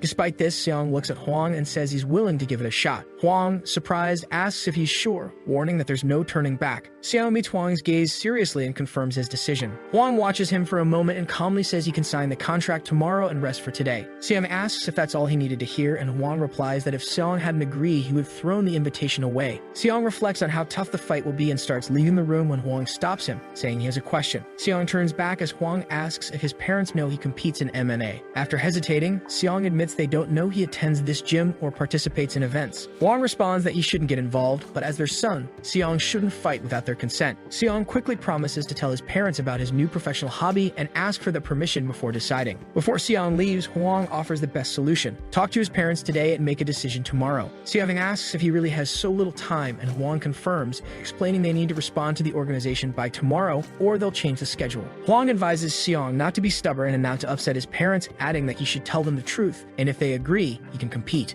Seong stands silently for a moment and tells Hwang he has an important question. He asks if there will be another opportunity if he declines the competition. Hwang remains silent, trying to find an answer. However, Seong decides not to press him and laughs, saying he was just asking and will let him know tomorrow. The manager nods and Seong says he'll take care of his affairs, pushing the door open to leave. Alone, Hwang remains silent, wondering how to handle Seong and any future issues, but he soon decides it's best to deal with problems as they arise and relaxes on the sofa. Still, thoughts about Seong won't leave him. Lee Won's words echo in Seong's mind, making him worry about how his sports activities have caused problems for his parents in the past. Realizing how hard it will be to find a way out of this situation, Hwang mutters aloud that sometimes the problems in sports really get on his nerves. After a while, Seong enters the house noisily, trying not to scare his parents with his sudden appearance. They greet him and Seong's mother comments that he arrived quite early that day. Then she confronts him, saying that if he was only at training, he should take a shower. Seong replies that he had already showered at the gym, but his insistent mother claims he might have sweated on the way home. Seong complains and his mother starts lamenting, saying that he takes after his father since both hate taking showers. Meanwhile, his father, absorbed in the TV show, cheers loudly when his favorite team scores a goal. Luckily for him, the team really does score against the opponent, but overly excited by the game, he doesn't realize that while celebrating, he accidentally pushes his wife. Seong's mother quickly scolds him physically, while Seong tries to talk to his parents. His mother, who has always used unconventional methods to teach her husband, turns to Seong and with a smile tells him he needs to shower first. Not wanting to contradict her, Seong decides to obey. Sometime later, he sits in front of his parents and tells them everything that happened over the last few days, asking for permission to participate in the competition. Upon hearing this, Seong's mother is clearly unhappy, and his father asks her what she thinks about the competition Seong wants to join. She replies that she doesn't know what to say since Seong always does what he wants and rarely asks for permission to do anything. His father responds that she shouldn't be so strict with him, warning that if she keeps this up, Seong is unlikely to share anything else with her. Still irritated, Seong's mother declares that nothing surprises her anymore and that Seong will probably announce next that he wants to start practicing MMA. Even so, Seong's father continues defending him and questions her reaction, asking why she's so upset about their son wanting to discuss something important with him. But Seong's mother starts yelling, saying that she doesn't care what he wants anymore because she's definitely against this idea. Seong tries to calm the situation, asking his mother to listen, but she orders him to be quiet and not interrupt until she finishes speaking. Overcome with anger, she states that she spent sleepless nights and years eating poorly so Seong could practice sports. For a moment, she is taken over by memories, and in a threatening tone says that she stopped communicating with friends and people in general, only growing older. She then declares that the last thing she wanted to hear from him was that he now wants to practice MMA. Seong hesitates to confront her her as she continues yelling, questioning how much longer she'll have to follow his wishes and make sacrifices when he never seemed to care about hers. She wanted him to think about her. After a while, Seong's mother vents all her anger and falls silent, realizing that her face had turned red from such intense rage. She quickly gets up, steps back, and claims that Seong can once again ignore her words since he and his father always did whatever they wanted while she was left to clean and do all the housework. She's about to leave the room when Seong manages to grab her hand, asking her to stop for a moment and listen. He confidently tells her that he knows very well how much she sacrificed for him and adds that he has always felt deeply ashamed because of it. He also says that's why he wanted her permission and asks her to believe in him one more time, promising he will never let her down. Seong's mother looks at him silently for a while, realizing he will continue doing what he believes is right. Without saying a word, she pulls her hand away and starts to leave the room. At the door, without turning around, she says that Seong can do whatever he wants because she no longer cares. Seong watches his mother leave, his eyes filled with sadness, realizing the conversation didn't go as he had hoped. Seong's father tells him he shouldn't be upset, as his mother is only worried about him. Seong responds that he knows that very well, calmly stating that he's used to his mother only getting angry when she's worried about him and can't control herself. His father puts a hand on Seong's shoulder, smiling broadly, and declares that his son has become an adult and is starting to understand human behavior. Then, leaning closer to Seong, he whispers that he's still wrong about his mother. Seong asks what he means, and his father replies that his mother is always angry, pointing out that Seong's neck is proof of that. Seong says he now fully understands the reason behind his mother's constant anger, and his father starts teasing him, asking if he's decided to mock his old man. Seong asks if that means his father agrees with him joining the competition, to which his father responds that he sees no problem with it, adding that it would be very difficult for Seong if he couldn't follow his dreams just because someone else disapproves. Seong states that his father is no stranger to him, and the man responds with a smile, saying he's glad Seong remembers that. He also tells Seong that he should encourage his mother, as she wouldn't care so much if she hadn't sacrificed so much for him. Seong replies that he will definitely support his beloved mother. Then his father asks if Seong has anything else to say, and Seong remembers what he had forgotten earlier. Happily, he approaches his father, asking to borrow his credit card to pay for the team, mentioning the benefit of earning points and cutting taxes. His father smiles, saying Seong will go far if he keeps thinking about him. However, a second later, he looks seriously at Seong and asks if he plans to pay him back. Seong asks if his father really wants to take money from his own son, and after those words, the father starts leaving the room, saying he now clearly hears Seong's trickery, calling him a swindler. Seong replies that no one knows. Maybe he'll pay him back 2 or even 3 times more, somehow becoming famous. But Seong's father keeps teasing him, saying he's heard that before, noting that if Seong were really going to succeed, he would have done it by now. Seong asks if his father will regret those words when he becomes famous and appears on TV. His father responds that it definitely won't happen. Seong decides to play his ace and asks if his father will regret it if he suddenly becomes friends with groups of female fighters. Those words instantly change his father's attitude. He quickly turns to Seong and shakes his hand in agreement. With a determined look, his father asks how much money Seong needs, calling him a future champion. Seong looks back with determination, assuring him that he definitely won't regret this decision. Father and son start joking and laughing, discussing Seong's possible future. Meanwhile, Seong's mother, who had been listening from another room the entire time, watches them through a small crack in the door, taking advantage of the fact that they weren't paying attention to her. Realizing that Seong will participate in the competition one way or another, she closes the door and retreats to her room to gather her thoughts. After some time, the scene shifts to another part of the city, where several gyms house Seong's team's rivals. In one of these gyms, his future opponent, who will face him in a few weeks, is training hard. An experienced fighter named Brian is doing intense exercises, like swinging a hammer against a massive car tire. After a while, one of his coaches approaches and tells him to take a break since he's been doing that drill for several minutes. Brian asks if the organization has contacted them yet, and the coach replies that there are only 3 weeks left until the fight, but he's sure the organization is still working on it and will get in touch soon. Surprised, Brian asks how it's possible that 60 fighters of his level have already been approved, but they still haven't found him a worthy opponent after 2 weeks. The coach turns to Brian and tells him not to train until he burns out, warning that overtraining will only strain his muscles. But Brian replies that he can't help it. If things continue like this, all this hard work will go to waste. The coach, irritated, asks why Brian is acting like this, especially since he just started training, but Brian responds that it'll all be pointless if he doesn't get to participate. The coach tries to calm him down, saying he just needs to wait, promising to call the organization if they don't reach out by tomorrow. The coach sighs quietly, reflecting on his student's difficult personality. A little later, the coach's phone rings and he answers, greeting someone from the sports association. After a brief conversation, it becomes clear that Brian's team has been invited to the competition. The coach promises to prepare his fighter well and says goodbye to the caller. Turning to Brian, he tells him that he doubted him for no reason. They finally got the call. Brian asks if it was the head of the association who called, and the coach confirms, adding that they finally found the substitute opponent for him. Brian happily says he's glad to hear that, but the coach admits he's never heard of the guy they picked, showing Brian Seong Seong's digital profile. Brian guesses that Seong is probably just a rookie who recently joined Elite, but the coach says that it seems Seong hasn't even entered Elite yet. Brian replies that it doesn't matter at all. He needs to keep training while Seong prepares diligently. Brian then declares to himself that now he truly feels the spirit of rigorous training before the real battle. After some time, Seong approaches Park and tells him that before signing the contract, he needs to explain some important details. Park states that the first step is to negotiate the entry into the club, adding that the prize money will be split in a 9-to-1 ratio, meaning Seong gets 90% of the profits while the academy keeps the rest. Seong is surprised by this deal and says that usually everything is split 70-30, then asks Park if such a small amount is really enough for the academy. Park confirms that Seong is definitely right about this, but he himself can't do anything about it, as the academy director firmly believes that athletes should be the priority. Park smiles and asks Seong if they should take advantage of the situation and go for the usual 70-30 split, to which Seong responds that Park should keep talking about the contracts without getting distracted by such insignificant details. Park states that this is a unique contract, so there's nothing much to explain, only that the prize pool is 2 million and the winner's bonus is 50%, which means Seong can earn another million. Park also mentions that Seong will need to control his weight, and if he weighs more than allowed, he will have to pay a fine ranging from 30% to 100% of the prize pool.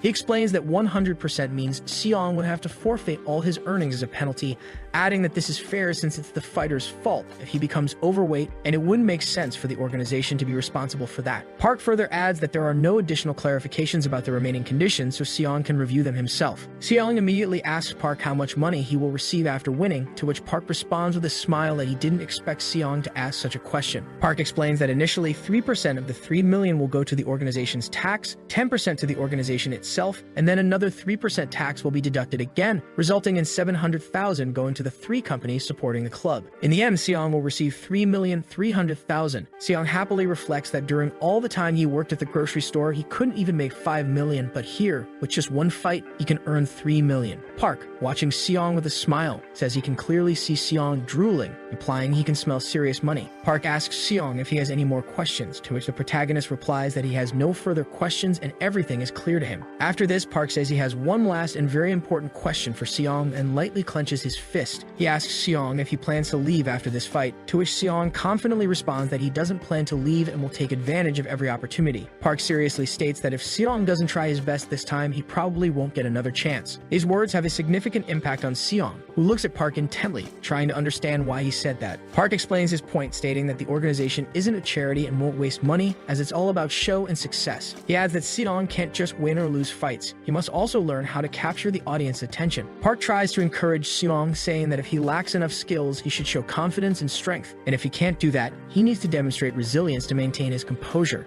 Seong responds that these instructions are a bit unnecessary. Park explains that he's speaking figuratively and means that Seong shouldn't treat publicity lightly because if he isn't well prepared, his fans will instantly forget about him. Seong assures that he will remember all of this, and Park says that in that case, Seong should sign the contract at a specific spot and return to training. The coach states that Seong will need to learn strategies and tactics to defeat Brian, and Seong asks which sport they will be competing in. Park tells Seong that he will need to learn fighting tactics to win this competition. After some time, Seong enters the ring with a wrestling coach, Travis, to practice all the techniques needed to win the upcoming fight. As soon as the training match is announced, Travis rushes in to test Seong's reflexes. Seong, who clearly didn't expect such speed, has no time to react to Travis's relentless attack and allows him to get dangerously close. Before Seong can understand his opponent's plan, Travis has already managed to grab him and neutralize his resistance. He quickly uses his body to push Seong against the ring wall, pinning him with one arm. The protagonist coughs tensely, trying to figure out what to do in such a difficult situation as Travis tightens his grip. Travis, realizing the fight is already half won, increases his attack, continuing to suppress Seong's resistance. Park,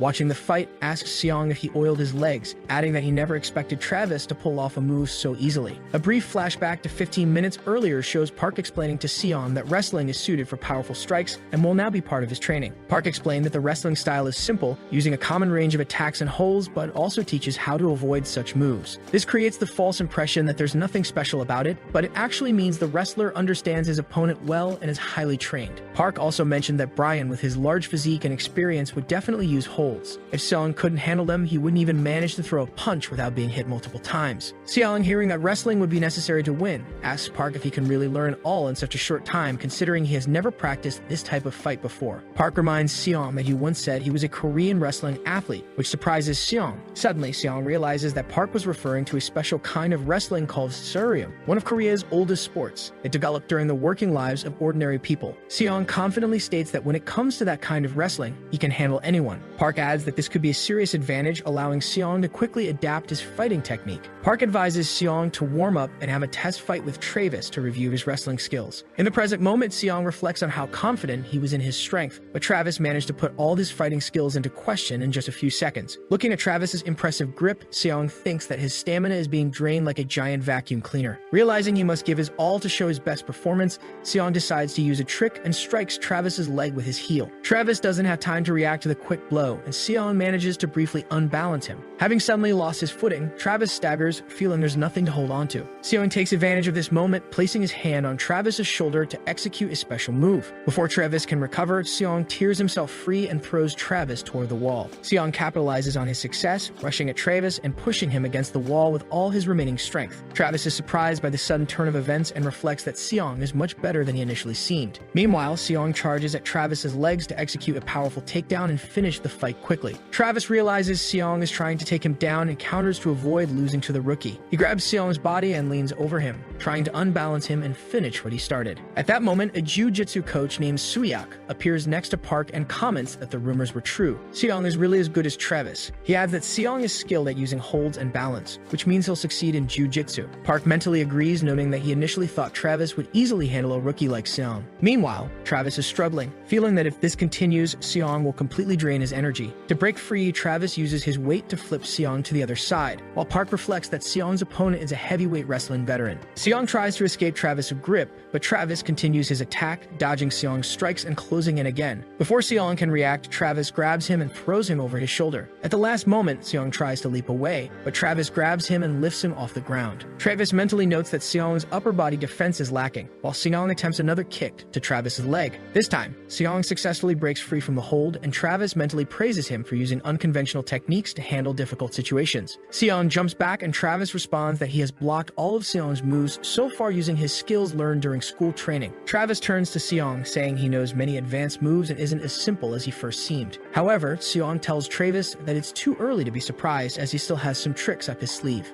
At that moment, Travis and Seong charge at each other again to continue the fight and see who will emerge victorious. In an instant, they collide, pushing themselves to their limits to overpower the other. Meanwhile, Park is extremely satisfied with the result, reflecting that at first he thought Seong wouldn't be able to adapt to MMA despite being a wrestler. He also observes that initially, it seemed like Seong wasn't taking it seriously and was only chasing achievements for their own sake, while MMA deserves serious attention. Sometime later, the day of the weigh-in arrives, and Park decides to take Seong there in his car. Park turns to Seong and asks how much he weighed when he left the gym, but Seong replies that he weighs 77 kilograms and 300 grams. Park informs Seong that the X1 allows up to 500 grams of excess weight, adding that Seong will need to undergo an additional weigh-in and asks if he ate anything before the weigh-in. Seong firmly responds that he didn't eat anything. Park asks if he drank water, to which Seong answers that he knows water can also affect weight, since he used to weigh himself often when he was involved in wrestling. Suddenly, Seong's story is interrupted by Yoo Min's voice, who claims that he always talks about wrestling when she asks him something. Seong turns to Yoo Min and asks why she came alone with them. Yoo Min responds that she came alone because the others were busy. Seong then declares that Yoo Min won't help them at all, and tells her to step aside and not interfere in their matters. Yoo Min replies that in that case, no one will be there to watch over Seong's belongings. Becoming insolent, Seong steps closer to Yoo Min and tells her not to interfere in the conversation, just to keep an eye on his things, adding that she's just a simple gatekeeper. Yoo Min asks Park if she can beat up this arrogant brat. Park, smiling, responds that he's glad Yoo Min and Seong are already getting along, and turns to Seong and asks how his friends reacted when they found out he would be fighting. Seong replies that he hasn't told them yet. Park says Seong should have invited them to cheer for him. Seong answers that there's no need, and that he will tell them everything after he wins. Yoo Min, with disdain, says that Seong probably hasn't told his friends about the fight because he's afraid of losing. Seong turns to Yoo Min and, with a big smile, says she's pretty close to the truth, surprising her. Before Yoo Min can finish her sentence, Seong lightly taps her forehead and tells her she's very close to getting smacked. Yoo Min decides to get back at the rookie and jumps into the fray, calling him an idiot and asking how he dares hit her face, while Park reflects on how the two two are always bickering. After some time, Park and his group arrive at the right place and park the car. As they get out, Seong and Yoojin Min head to the entrance and walk into the huge hall where the weigh-in will take place. Walking inside, Seong looks around in surprise, thinking he's never seen anything like it. A massive crowd gathered in a large room to watch the weigh-in results and catch a glimpse of the future opponents. Park tells Seong to stop staring and follow him, while Yoojin Min comments that Seong is getting impressed by trivial things. The group moves forward and Park shows Seong where they will sit, inviting him to get comfortable. Following the coach's advice, Seong tries to sit when suddenly something catches his attention. Turning slightly, he notices his opponent sitting a few meters away, seemingly not paying attention, staring ahead. Seong turns to Park and says his opponent is nearby. Park responds that he noticed already and tells Seong to stop looking around, saying he can't look at his opponent until the face-off phase. Seong asks if he can at least greet his adversary, to which Park replies that it's unnecessary since they'll fight the next day anyway. Seong steals another glance at his opponent and realizes what the coach meant. He quickly notices that Brian isn't looking at him on purpose, even though he knows Seong is watching. Inexperienced, Seong averts his gaze, feeling the tension growing between them despite neither saying a word. Meanwhile, the announcer declares that the weigh-in for the warm-ups and tournament qualifiers will now begin, adding that the fighter from the blue team should weigh in first. The announcer also mentions that for accuracy, each team must provide at least one observer. He further explains that after this, the main card's weigh-in will start, followed by the headliners and then the other weight classes. As Park turns to call Seong, he notices the young man already in his underwear. Yoojin Min quickly smacks Seong's back to scold him for his irrational and stupid behavior. Seong turns to her, insolently asking if he's lost his mind, adding there's no reason to take off his pants before the announcement. Seong says he just took them off earlier since he'd have to strip later anyway. Yoojin Min tells Seong to be quiet, saying he should lower his voice, and asks why his underwear is so thin and ridiculous. Seong replies that Yoojin Min simply doesn't understand the importance of underwear for men. Meanwhile, the announcer calls Seong to the stage. Cheerfully waving his hand, Seong declares he's coming and quickly heads up. Seong steps on the scale, which quickly reflects his current weight, allowing him to pass the stage. The announcer announces that participant Seong weighed 77 kilograms and 200 grams. Seong returns to Park, who asks how he felt, while Yoojin Min says he doesn't deserve to be a professional if he can't even pass this phase normally. Seong replies that Yoojin Min is stinky with compliments, to which Yoojin Min responds that she doesn't care what he thinks and hands him his pants. Seong says it's too hot to wear them here. Yoojin Min asks if Seong is a wild animal and orders him to put on the pants immediately, but Seong replies that others are walking around in their underwear and feel great, which doesn't convince Yoojin Min, who keeps trying to push the clothes onto him. Suddenly, both fall silent and Yoojin Min turns aside, realizing that the entire time people have been watching them and might misunderstand her behavior. A wave of intense embarrassment washes over her, her face turning bright red and her eyes widening. Calling Seong a complete idiot, she throws the pants at his head, then turns and runs away as fast as she can. Seong watches Yoojin Min's reaction in surprise, wondering why she became so unusually embarrassed, while the announcer declares that Brian weighed 77 kilograms. Seong quickly turns as the announcer announces that Seong and Brian must head to a special area for the stare down. Seong approaches Brian and they pose for a photo to promote the fight. Examining his opponent carefully, Seong reflects that he looks exhausted, realizing that Brian likely went through a high-quality weight cut and that in the ring tomorrow, he'll be a completely different person. Seong wonders if he can defeat such an opponent, while Brian silently shows his annoyance. Seong looks at Brian, who asks if he's in the amateur league, showing complete disdain. Seong doesn't understand what Brian means and asks what he was thinking by accepting this fight, adding that Brian will embarrass himself because it looks like he's never sparred or been in the octagon. Seong wonders why Brian became so aggressive, while the fighter claims that someone influential must be backing Seong's career. If he made it to the fight without being in the league, Seong realizes Brian says this for a reason and notes how irritating his words are. The referee orders Brian not to provoke his opponent. After that, Brian turns back to Seong and states that despite everything, they should give it their all and not disappoint each other. Seong doesn't respond, and Brian declares that if he speaks to him, Seong must answer. The main character can't take it anymore and disdainfully says that Brian is making too much noise. Brian, not expecting such a reaction, tries to understand what Seong means. Seong explains that he doesn't get why Brian is so upset, since he was the one who requested a replacement 3 weeks before the fight and Seong is just there to fix the mess Brian created. Seong adds that Brian should be grateful he saved the fight from being a disaster, and suggests he stop complaining and just forfeit if he's so unhappy. Brian, smiling, says he has no response to such provocation. Seong replies that these thoughts came to him after Brian started showing off out of nowhere. These words hit Brian, who steps forward to threaten Seong for his behavior.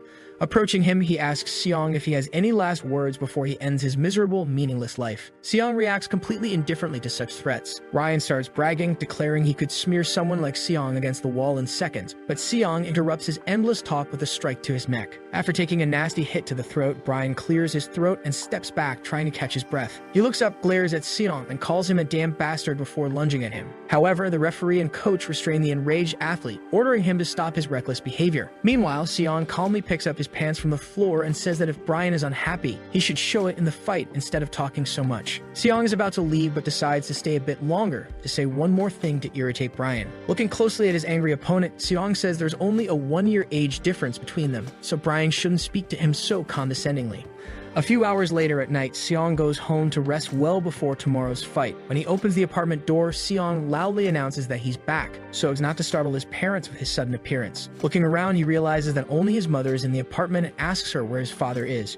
She replies that Seong's father's boss invited him to go fishing. Outraged that in the 21st century, someone would invite their subordinates to fish on weekends, an awkward silence falls between mother and son as Seong tries to figure out what to do in such a situation. Seong's mother doesn't even turn her head to speak to him, busy again with many household chores. Suddenly, Seong approaches her from behind and hugs her. She orders him to let go, saying she's busy drying things. However, Seong tells her he has an important fight scheduled for the next day. Seong's mother asks what that means to her. He replies that he'll probably fight much better if she supports him and asks if she can do that for him. Seong's mother remains silent and a long, painful pause follows, during which Seong realizes sadly that he won't receive her support. He decides to turn it into a joke and laughs, saying he's heading to his room now, adding that he'll be on TV at 8 o'clock tomorrow, inviting her to watch the fight if she can. He then turns and walks towards his room, sadly reflecting that he has lost his mother's favor forever. Meanwhile, Seong's mother turns to him and asks if he wants something to eat before bed. Seong turns back to her, and she says he needs to eat well to gain strength for tomorrow's fight. Seong smiles and says she doesn't need to worry so much about him. However, his mother lifts her nose proudly and declares that he shouldn't fool himself. She just doesn't want him using her later as an excuse for his defeat. But after a few steps, she turns again and asks what he wants for dinner. Seong replies that he'd like spaghetti, adding that he needs as much space as possible to get the most energy. She tells him to wash up and wait while she cooks. Seong realizes his mother still cares despite her cold demeanor and decides to play around. He picks her up effortlessly, and despite her strong protests, as she's very light, Seong notes that it's been a long time since he last carried her like this, but she remains indignant, ordering him to put her down immediately. The next day, the day of the fight arrives, and in the gym specially prepared for the event, the lights begin to adjust slowly. Meanwhile, Seong's team doesn't waste time and continues training to ensure they're in top form. Hwang enters a small room and sees Seong training with Park, practicing punches with special gloves. After a while, Park announces that the training is over and tells Seong to rest. The protagonist sits in a chair and lets out a loud sigh, while Suyeok approaches Park and says that Seong is in great shape. Park responds that this is what scares him. Meanwhile, Hwang approaches Seong and places a hand on his shoulder, squeezing slightly. The team leader says Seong's muscles are incredibly relaxed and asks if the training was so easy that he didn't even tense up. Seong replies that his muscles relaxed in advance because they knew Hwang would come here. Hwang says he has 2 tips for this fight. First, Seong should punch his opponent's face. Seong says that from his perspective, this will be extremely difficult. Hwang encourages him, telling him not to be impulsive but to plan tactics, stay relaxed, move quickly, and provoke the enemy to attack that respond with a clear strategy. Seong listens carefully and asks what the second tip is. Hwang tells him that if things get out of control, he should focus on Park's voice and not panic. Park will definitely tell him what to do. Seong doesn't respond, and Hwang wonders why he suddenly went quiet. Seong asks what he should do if his instincts suggest the opposite of what Park advises. Hwang is surprised by this question. When Hwang asks Seong what he means, Seong explains that he usually knows what to do, but if Park advises him differently, it will be hard to follow immediately. Park looks up angrily, but Hwang tells Seong that in that case, he should do what he thinks is best. Seong asks if Hwang is sure. Hwang replies that Seong should trust himself but also control his impulses to avoid mistakes. Park tries to object, but before he can, the announcer declares that the fighters, Seong and Brian, should prepare for the match. Hwang immediately pushes Seong toward the exit, declaring that it's time to prove himself in this fight. He then turns to Park and asks him to keep an eye on things as he follows Seong. Seong feels incredibly excited. This is his first time participating in such an important competition. The arena lights shine intensely as Seong approaches the end of the dark hallway. As he gets closer, the lights beam directly into his eyes. He looks around trying to adjust to the brightness. He notices a huge X1 League banner and a well-made octagon surrounded by rows of bleachers. This breathtaking view makes Seong realize that his behavior has changed drastically. Suyeok approaches Seong and asks if he's nervous nervous about the fight. Seong replies that his current state of mind is perfect for winning, which brings a genuine smile to Hwang's face. Hwang tells Seong to warm up properly before going out and steps aside. After a while, Park approaches and loudly clears his throat. Hwang turns to him and asks why he said all that earlier. Park, confused, asks what he means. Hwang clarifies that he was referring to his words before Seong left,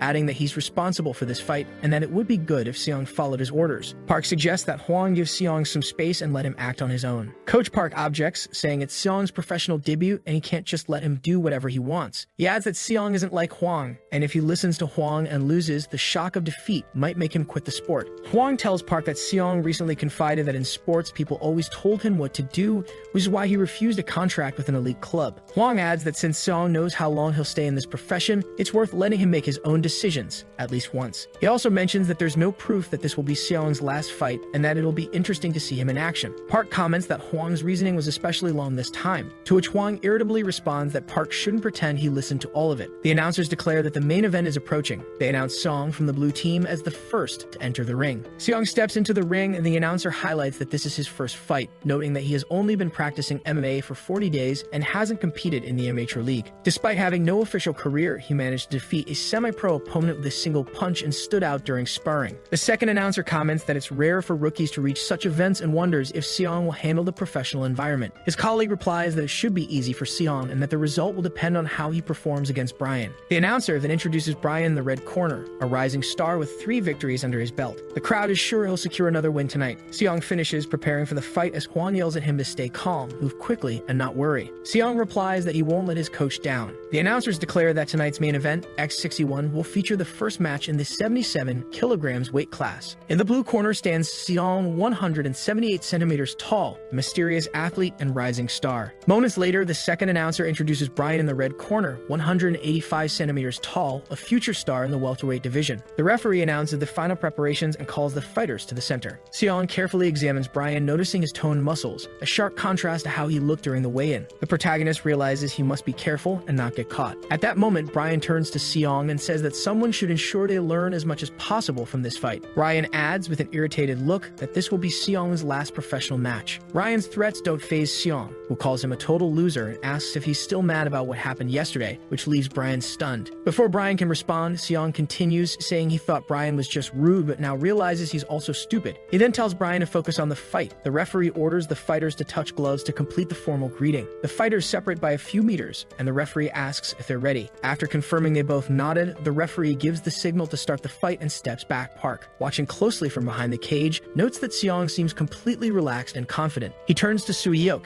asking him to prepare a bucket of ice and some petroleum jelly in advance. Suddenly, the announcers shout in surprise. Something unusual has happened in the ring. Park and Soo-hyuk quickly turn to look. What Park sees shocks him. He can't believe his eyes. Frozen in place, trying to comprehend what happened, he sees that Seong has already landed a powerful punch, knocking Brian to the ground. While Park is distracted, Brian moves forward, aiming to launch a powerful attack on Seong and take the initiative. Arrogantly, Brian shouts at Seong, claiming he can foresee all his moves and that Seong needs to come up with something better. Seong ignores the insult and delivers a lightning-fast punch straight to Brian's face, knocking him down and stopping his attack. Brian can't believe what just happened. He feels the burning pain from the impact and continues to stagger backward due to the incredible force. Seong decides to take advantage of the situation and lands a second powerful punch with his other hand directly to Brian's face, finally sending him crashing to the ground. Brian can't withstand the intense momentum and falls to the ring floor with a thud, triggering an eruption of surprise exclamations. The unfolding events astonish the announcer, who shouts in surprise, not expecting the rising star to fall within the first few seconds of the fight. After a few moments, the announcer regains his composure and enthusiastically declares that Seong knocked Brian down within the first 10 seconds. Brian quickly gets back up, but still can't believe a rookie managed to knock him down. He looks at Seong in fascination. Seong isn't going to give Brian a chance and moves forward, raising his arm to deliver another powerful blow, aiming to crush Brian's hopes of victory. But Brian's coach intervenes, shouting at his student to recover and stop standing still. His words have an instant effect on Brian. He quickly regains his composure, realizing he needs to act fast and decisively. In the blink of an eye, Brian jumps backward, narrowly avoiding Seong's powerful strike, giving himself another chance to win. He stands up quickly and studies Seong, trying to predict his next move to avoid falling into another trap. Meanwhile, the announcer questions why Brian let his guard down, adding that in professional environments, pride is punished. Looking at Seong, Brian mentally encourages himself, reminding that he needs to calm down. Despite losing the initiative, he still has a chance to regain control and turn the fight around. However, Seong immediately charges forward, and Brian realizes his opponent is too fast for him to react. In the next moment, Seong lands a powerful punch directly on Brian's face. Brian has no time to block the attack and sustains a minor injury. The punch is extremely powerful, as Seong used his momentum to increase the impact, sending Brian flying several meters backward again. The blow leaves Brian stunned and completely disoriented for a while, losing his sense of space. By some miracle, Brian manages to regain his balance and avoid falling, staying on his feet, but Seong doesn't stop his assault. The protagonist notices that his opponent has taken a deep defensive stance and decides to break through it by targeting the unguarded areas of Brian's body. To do this, Seong channels as much power as possible into his punches, thinking that Brian himself provoked him to use such force. Brian loses the initiative and focuses solely on blocking Seong's powerful punches, but his defense gradually weakens. Seong quickly spots gaps in Brian's guard and delivers a devastating blow to his body, making Brian scream in intense pain. Brian's pride suffers more than his body with each hit. He roars in rage, losing his composure as he desperately tries to restore his reputation and regain the initiative. In a desperate attempt to counterattack, Brian exposes himself to Seong. Brian throws a powerful punch, but Seong easily dodges by ducking to the right, preparing to deliver a devastating counter to the now exposed Brian. Before Brian can react, Seong lands another powerful blow directly to his face, using all his strength.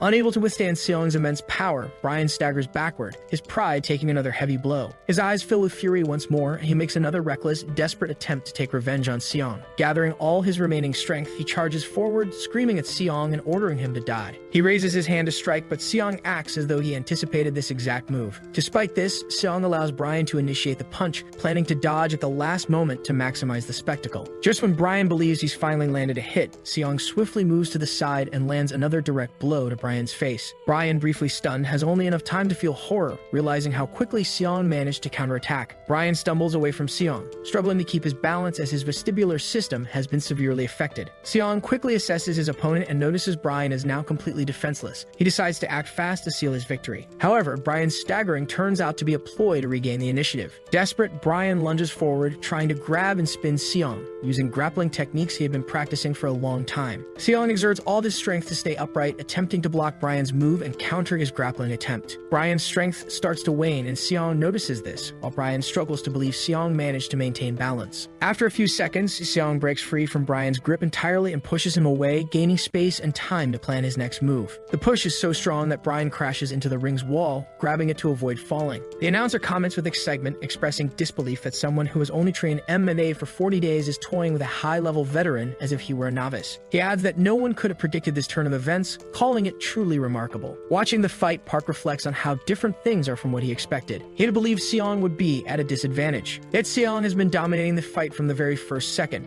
despite Brian's superior size and skills. Park tries to understand how Seong is landing such successful hits despite his limited martial arts experience. Meanwhile, Seong charges forward, aiming to grab Brian and finish the fight using the grappling techniques he learned. Brian watches this and thinks that while grappling is good for defense, it's unlikely to be effective for an attack. However, at the last second, he realizes that Seong's approach was a feat to distract him from the real plan. Seong shifts his stance and delivers a powerful punch directly to Brian's face. Brian, completely unprepared for the sudden change, is left stunned. Park is shocked, speculating that Seong is using unorthodox moves, feints, and irregular attacks which could secure him the victory. He recalls Seong's first qualifying match where he similarly destabilized his opponent's rhythm by constantly shifting his pace. Park concludes that such techniques couldn't be used without prior preparation. Meanwhile, Seong grabs Brian's head, preparing for a devastating finishing move. Dazed from the powerful hits, Brian has no time to react as Seong jumps into the air to deliver a knee strike. The announcer watches in awe, shouting that he didn't expect to see such a clear flying knee aimed directly at Brian's head. After receiving the brutal knee strike, Brian drops to his knees, realizing his grave mistakes, trying to regain focus despite being dazed. The announcer screams excitedly that Seong just executed an incredible move, causing Brian to lose balance and fall to the ring. Brian, dazed and disoriented, charges forward desperately, and the commentator notes that he's trying to pass Seong's guard, but his opponent's legs are too far apart for that move to succeed. The second commentator states that Brian needs to wake up, or at this rate, he's signing his own doom. At that moment, Seong lands a powerful punch to the back of Brian's head, telling him he warned him about the consequences of his arrogance. Preparing for the final blow, Seong remarks that Brian should have proven himself with skill and strength rather than empty words. After his brief statement, Seong swings with full force, landing a devastating punch meant to knock Brian out. Brian, still dazed, has no time to recover before Seong's blow lands. The punch is so powerful that Brian's mouthguard, which had stayed in place throughout the fight, flies out. Time seems to slow as the audience watches Brian lose consciousness from the brutal hit. Park is left speechless, speechless, while Hwang and Suyuk cheer happily, never doubting Seong's victory. Ryan's coach and team watch in horror as their once confident fighter is defeated within minutes in the first round. The referee quickly intervenes, ordering Seong to stop. Seong reacts instantly, halting any further attacks. As he stands up, Seong hears the announcers loudly declaring that the fight ended in the most unexpected way. Looking up, Seong hears them continue, praising the spectacular performance and announcing that the match ended in just 1 minute and 49 seconds, a simply incredible result. Feeling the thrill of victory, Seong clenches his fists as the announcers declare that everyone who watched will remember this fight for a long time. Seong raises his hands in triumph as the announcer shouts about his undeniable victory over Brian in record time. After some time, night falls and the team, along with the main character, gathers at the exit. They get into the car and continue their journey. Seong, who obviously worked hard to win the fight, decides to rest for a while and ends up falling asleep.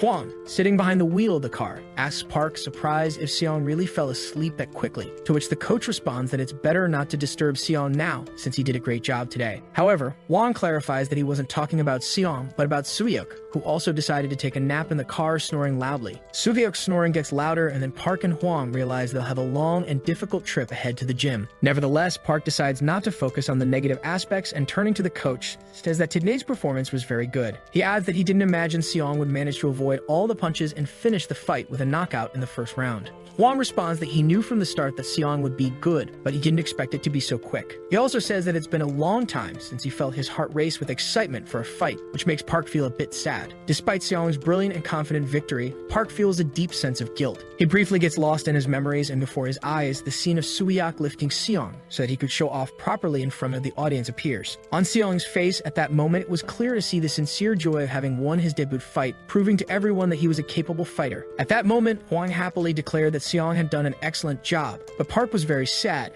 as he felt he hadn't contributed in any way to that fight. Suddenly, Seong jumped off Suyuk and turned to Park, asking for a few seconds of his attention. When Park looked up, he saw Seong approaching him, saying that he had won his debut fight. After a slight delay, Park replied that Seong had done a great job and deserved the victory. Seong added that he hadn't heard Park say anything during the whole fight, wondering if he had missed something in the heat of battle. Park replied that he had simply remained silent because Seong had executed the fight flawlessly. He concluded that the fight had been incredible, and Seong had given his best, knocking out his opponent in the first round. Back in the present, Park begins to mentally reproach himself as he had promised Seong that he would help him, but during the fight, he didn't say a word, making it seem like he had completely forgotten about his fighter. Looking at Hwang, Park reflects that, unlike him, the coach knew what Seong liked and made him feel confident in what he was doing. Although that wasn't the only factor that helped Seong win, Hwang had indeed guided the fight in the right direction. Park mentally admires his leader for his incredible sensitivity and understanding of the subtle psychological aspects of his fighters, and he wonders if Hwang knows the level of respect he has for him. Hwang looks at him suspiciously and asks if he's saying this to get something in return. Park responds that Hwang shouldn't try to undermine his sincere intentions. Hwang starts grumbling, saying that Park doesn't need to pretend his intentions are pure, and asks him to stop picking fights and arguing with him over everything. Park then asks when was the last time Hwang did something like this, reminding him that he always scolds him for not shaving for several days, which makes him afraid to enter the locker room. This topic turns out to be quite sensitive for Park. He loudly declares that Hwang shouldn't use him as an excuse for not going to the gym and admits that he's just being lazy. Hwang responds in the same tone, saying that Park is once again trying to argue with him. Hwang's move encourages him to continue grumbling, and he states that he's never seen Park drive before, accusing him of constantly taking advantage of every situation. Park questions why they suddenly started talking about this now, but Hwang doesn't stop and begins complaining, stating that Park will drive now no matter what. He adds that he remembers Park using the company card without his knowledge to pay for a company dinner worth 600,000 W. Hwang continues complaining about how he saves as much as he can and eats who knows what at dinner, while Park doesn't hold back from anything and doesn't even warn him when buying energy drinks, just insisting that he respects him. Park decides that this conversation won't lead anywhere and takes out his headphones, increasing the volume of the music, choosing the calmest music possible. Park calms down while the grumbling executive continues to complain about all the things that irritate him, unaware that no one can hear him. Looking at the starry sky at night, Park reflects on the fact that despite having great respect for Hwang, there are many aspects of his personality that continue to irritate him. The next morning, Seong decides to meet his friends and arranges a gathering at Eden Cafe, which is near his house. He dresses in the most discreet clothes possible and wears a cap to make recognition harder. Seong enters the cafe and looks around for his friends, but his disguise turns out to be not very reliable, as his best friends recognize him easily and loudly shout his name to call him over. Turning his gaze toward the shout, Seong notices two of his friends waving to get his attention. Seong smiles widely and approaches his friends, asking how they managed to drink coffee so calmly while a real star is heading toward them. His friends jokingly say that Seong has gone crazy and thinks he's someone special. Seong happily sits in one of the chairs, and one of his friends comments that the event was really interesting, then asks why he fought in the ring wearing only trunks. Seong replies that his friend clearly isn't polite since those undergarments are called boxers, but his friend firmly states that this detail doesn't matter and asks why he didn't tell them about the fight, adding that they only found out about it through the internet. The protagonist says that he didn't have time to think about anything other than the fight, as he only had 3 weeks to prepare for the match. Seong's friends are surprised and ask if he really didn't eat anything during those 3 weeks. One of his friends jokingly says that after this, it doesn't make sense to talk to Seong, since a long friendship from school means nothing to him. Suddenly, one of Seong's friends notices that he's acting a little strangely because other cafe visitors are looking at him with surprise. Looking around, Seong's friend realizes that some of the visitors recognize him as the winner of the fight from yesterday and started whispering about him. Seong adjusts his cap and his friends begin to tease him, saying that now he's acting like a real star. The protagonist replies that he just found a cap and it has nothing to do with being a star. In his mind, Seong reflects on his popularity, realizing that on the way to the cafe, he had already received several admiring looks while traveling on public transport. He also understands that during his 10 years of practicing the sport, no one paid attention to him, but now, after a single 2-minute fight, he had received an incredible amount of recognition for his success. Seong says that he'd rather not talk about himself and asks his friends how their lives are going. One of his friends, named Charlie, replies that he's focused on a part-time job and will have to return to school next year. Seong smiles and says that Charlie just needs to find a full-time job, adding that it's unlikely that will happen at the expense of his studies. Charlie responds that he just completed a technical course but still needs to work very hard just to graduate. Suddenly, Seong's second friend, named Ryan, announces that he's going to become a public servant, which causes great surprise among his friends. Seong and Charlie quickly look at their friend and fall silent for a while, trying to understand if he's joking. After a brief pause, they start laughing, asking if he really wants to become an officer, adding that he was a true slacker in school. Ryan receives mockery from his friends, reminding him that they weren't any better than him in terms of effort and grades in school. After this, the friends begin to reminisce about their school days and spend time happily telling each other their adventures and misadventures. Suddenly, the conversation between Seong and his friends is interrupted by the ringing of Seong's phone, which vibrates loudly, attracting attention. Seong takes the phone out of his pocket, looks at the displayed number, and realizes that it's his father calling. He decides to answer and talk to his father. Seong's father asks if he's busy at the moment, to which Seong replies that he's just relaxing with his friends and asks if something serious happened. Seong's father says he called because he's going to be late for a corporate event and will arrive late. He then asks Seong if he drinks alcohol while relaxing with his friends. Seong replies that he doesn't drink and asks why his father is interested in this. His father replies that his mother will be home alone today, so it would be good if Seong came home earlier and had dinner with her. Seong says that now he understands everything, reflecting that his mother must have been waiting for him all night. He presses his lips together, feeling a mix of excitement and shame growing in his throat, thinking that he was very rude and should have stayed with her. However, his father's question pulls him out of these thoughts. Seong says that he will definitely go to his mother's house and have dinner with her, adding that he already planned to go home earlier. Seong's father responds that he's very glad to hear that. He also adds that he wanted to tell him something since he didn't have time to share the information yesterday. He says that yesterday's fight, which ended with Seong's incredible victory, was simply excellent. Seong thanks his father for the warm words about his success. After finishing the conversation with his father, he hangs up the phone. His friends ask who was on the phone, and Seong replies that it was his father, adding that he will go home earlier today and spend time with his parents. The friends are surprised by this drastic change in plans and remind Seong that he was supposed to celebrate all night. Seong gets up from the chair and declares that he needs to discuss something with his mother, adding that next time the drinks will be on him. His friends respond with understanding, saying that it's no problem and they can always meet another day that works for everyone. The friends say goodbye to Seong and he leaves the cafe, feeling mentally pleased to be friends with such understanding guys. After Seong leaves the cafe, Charlie says to Ryan that Seong is still a fool, stating that he doesn't need to make it so complicated because they understand everything and will never judge him. Ryan responds that he really knows them too well and looking at Seong's back as he leaves a joke, calling him mommy's boy. Hey everyone, did you enjoy this story? I really liked it. If you want to follow the next part, make sure to subscribe to the channel and leave a like. See you in the next story, guys.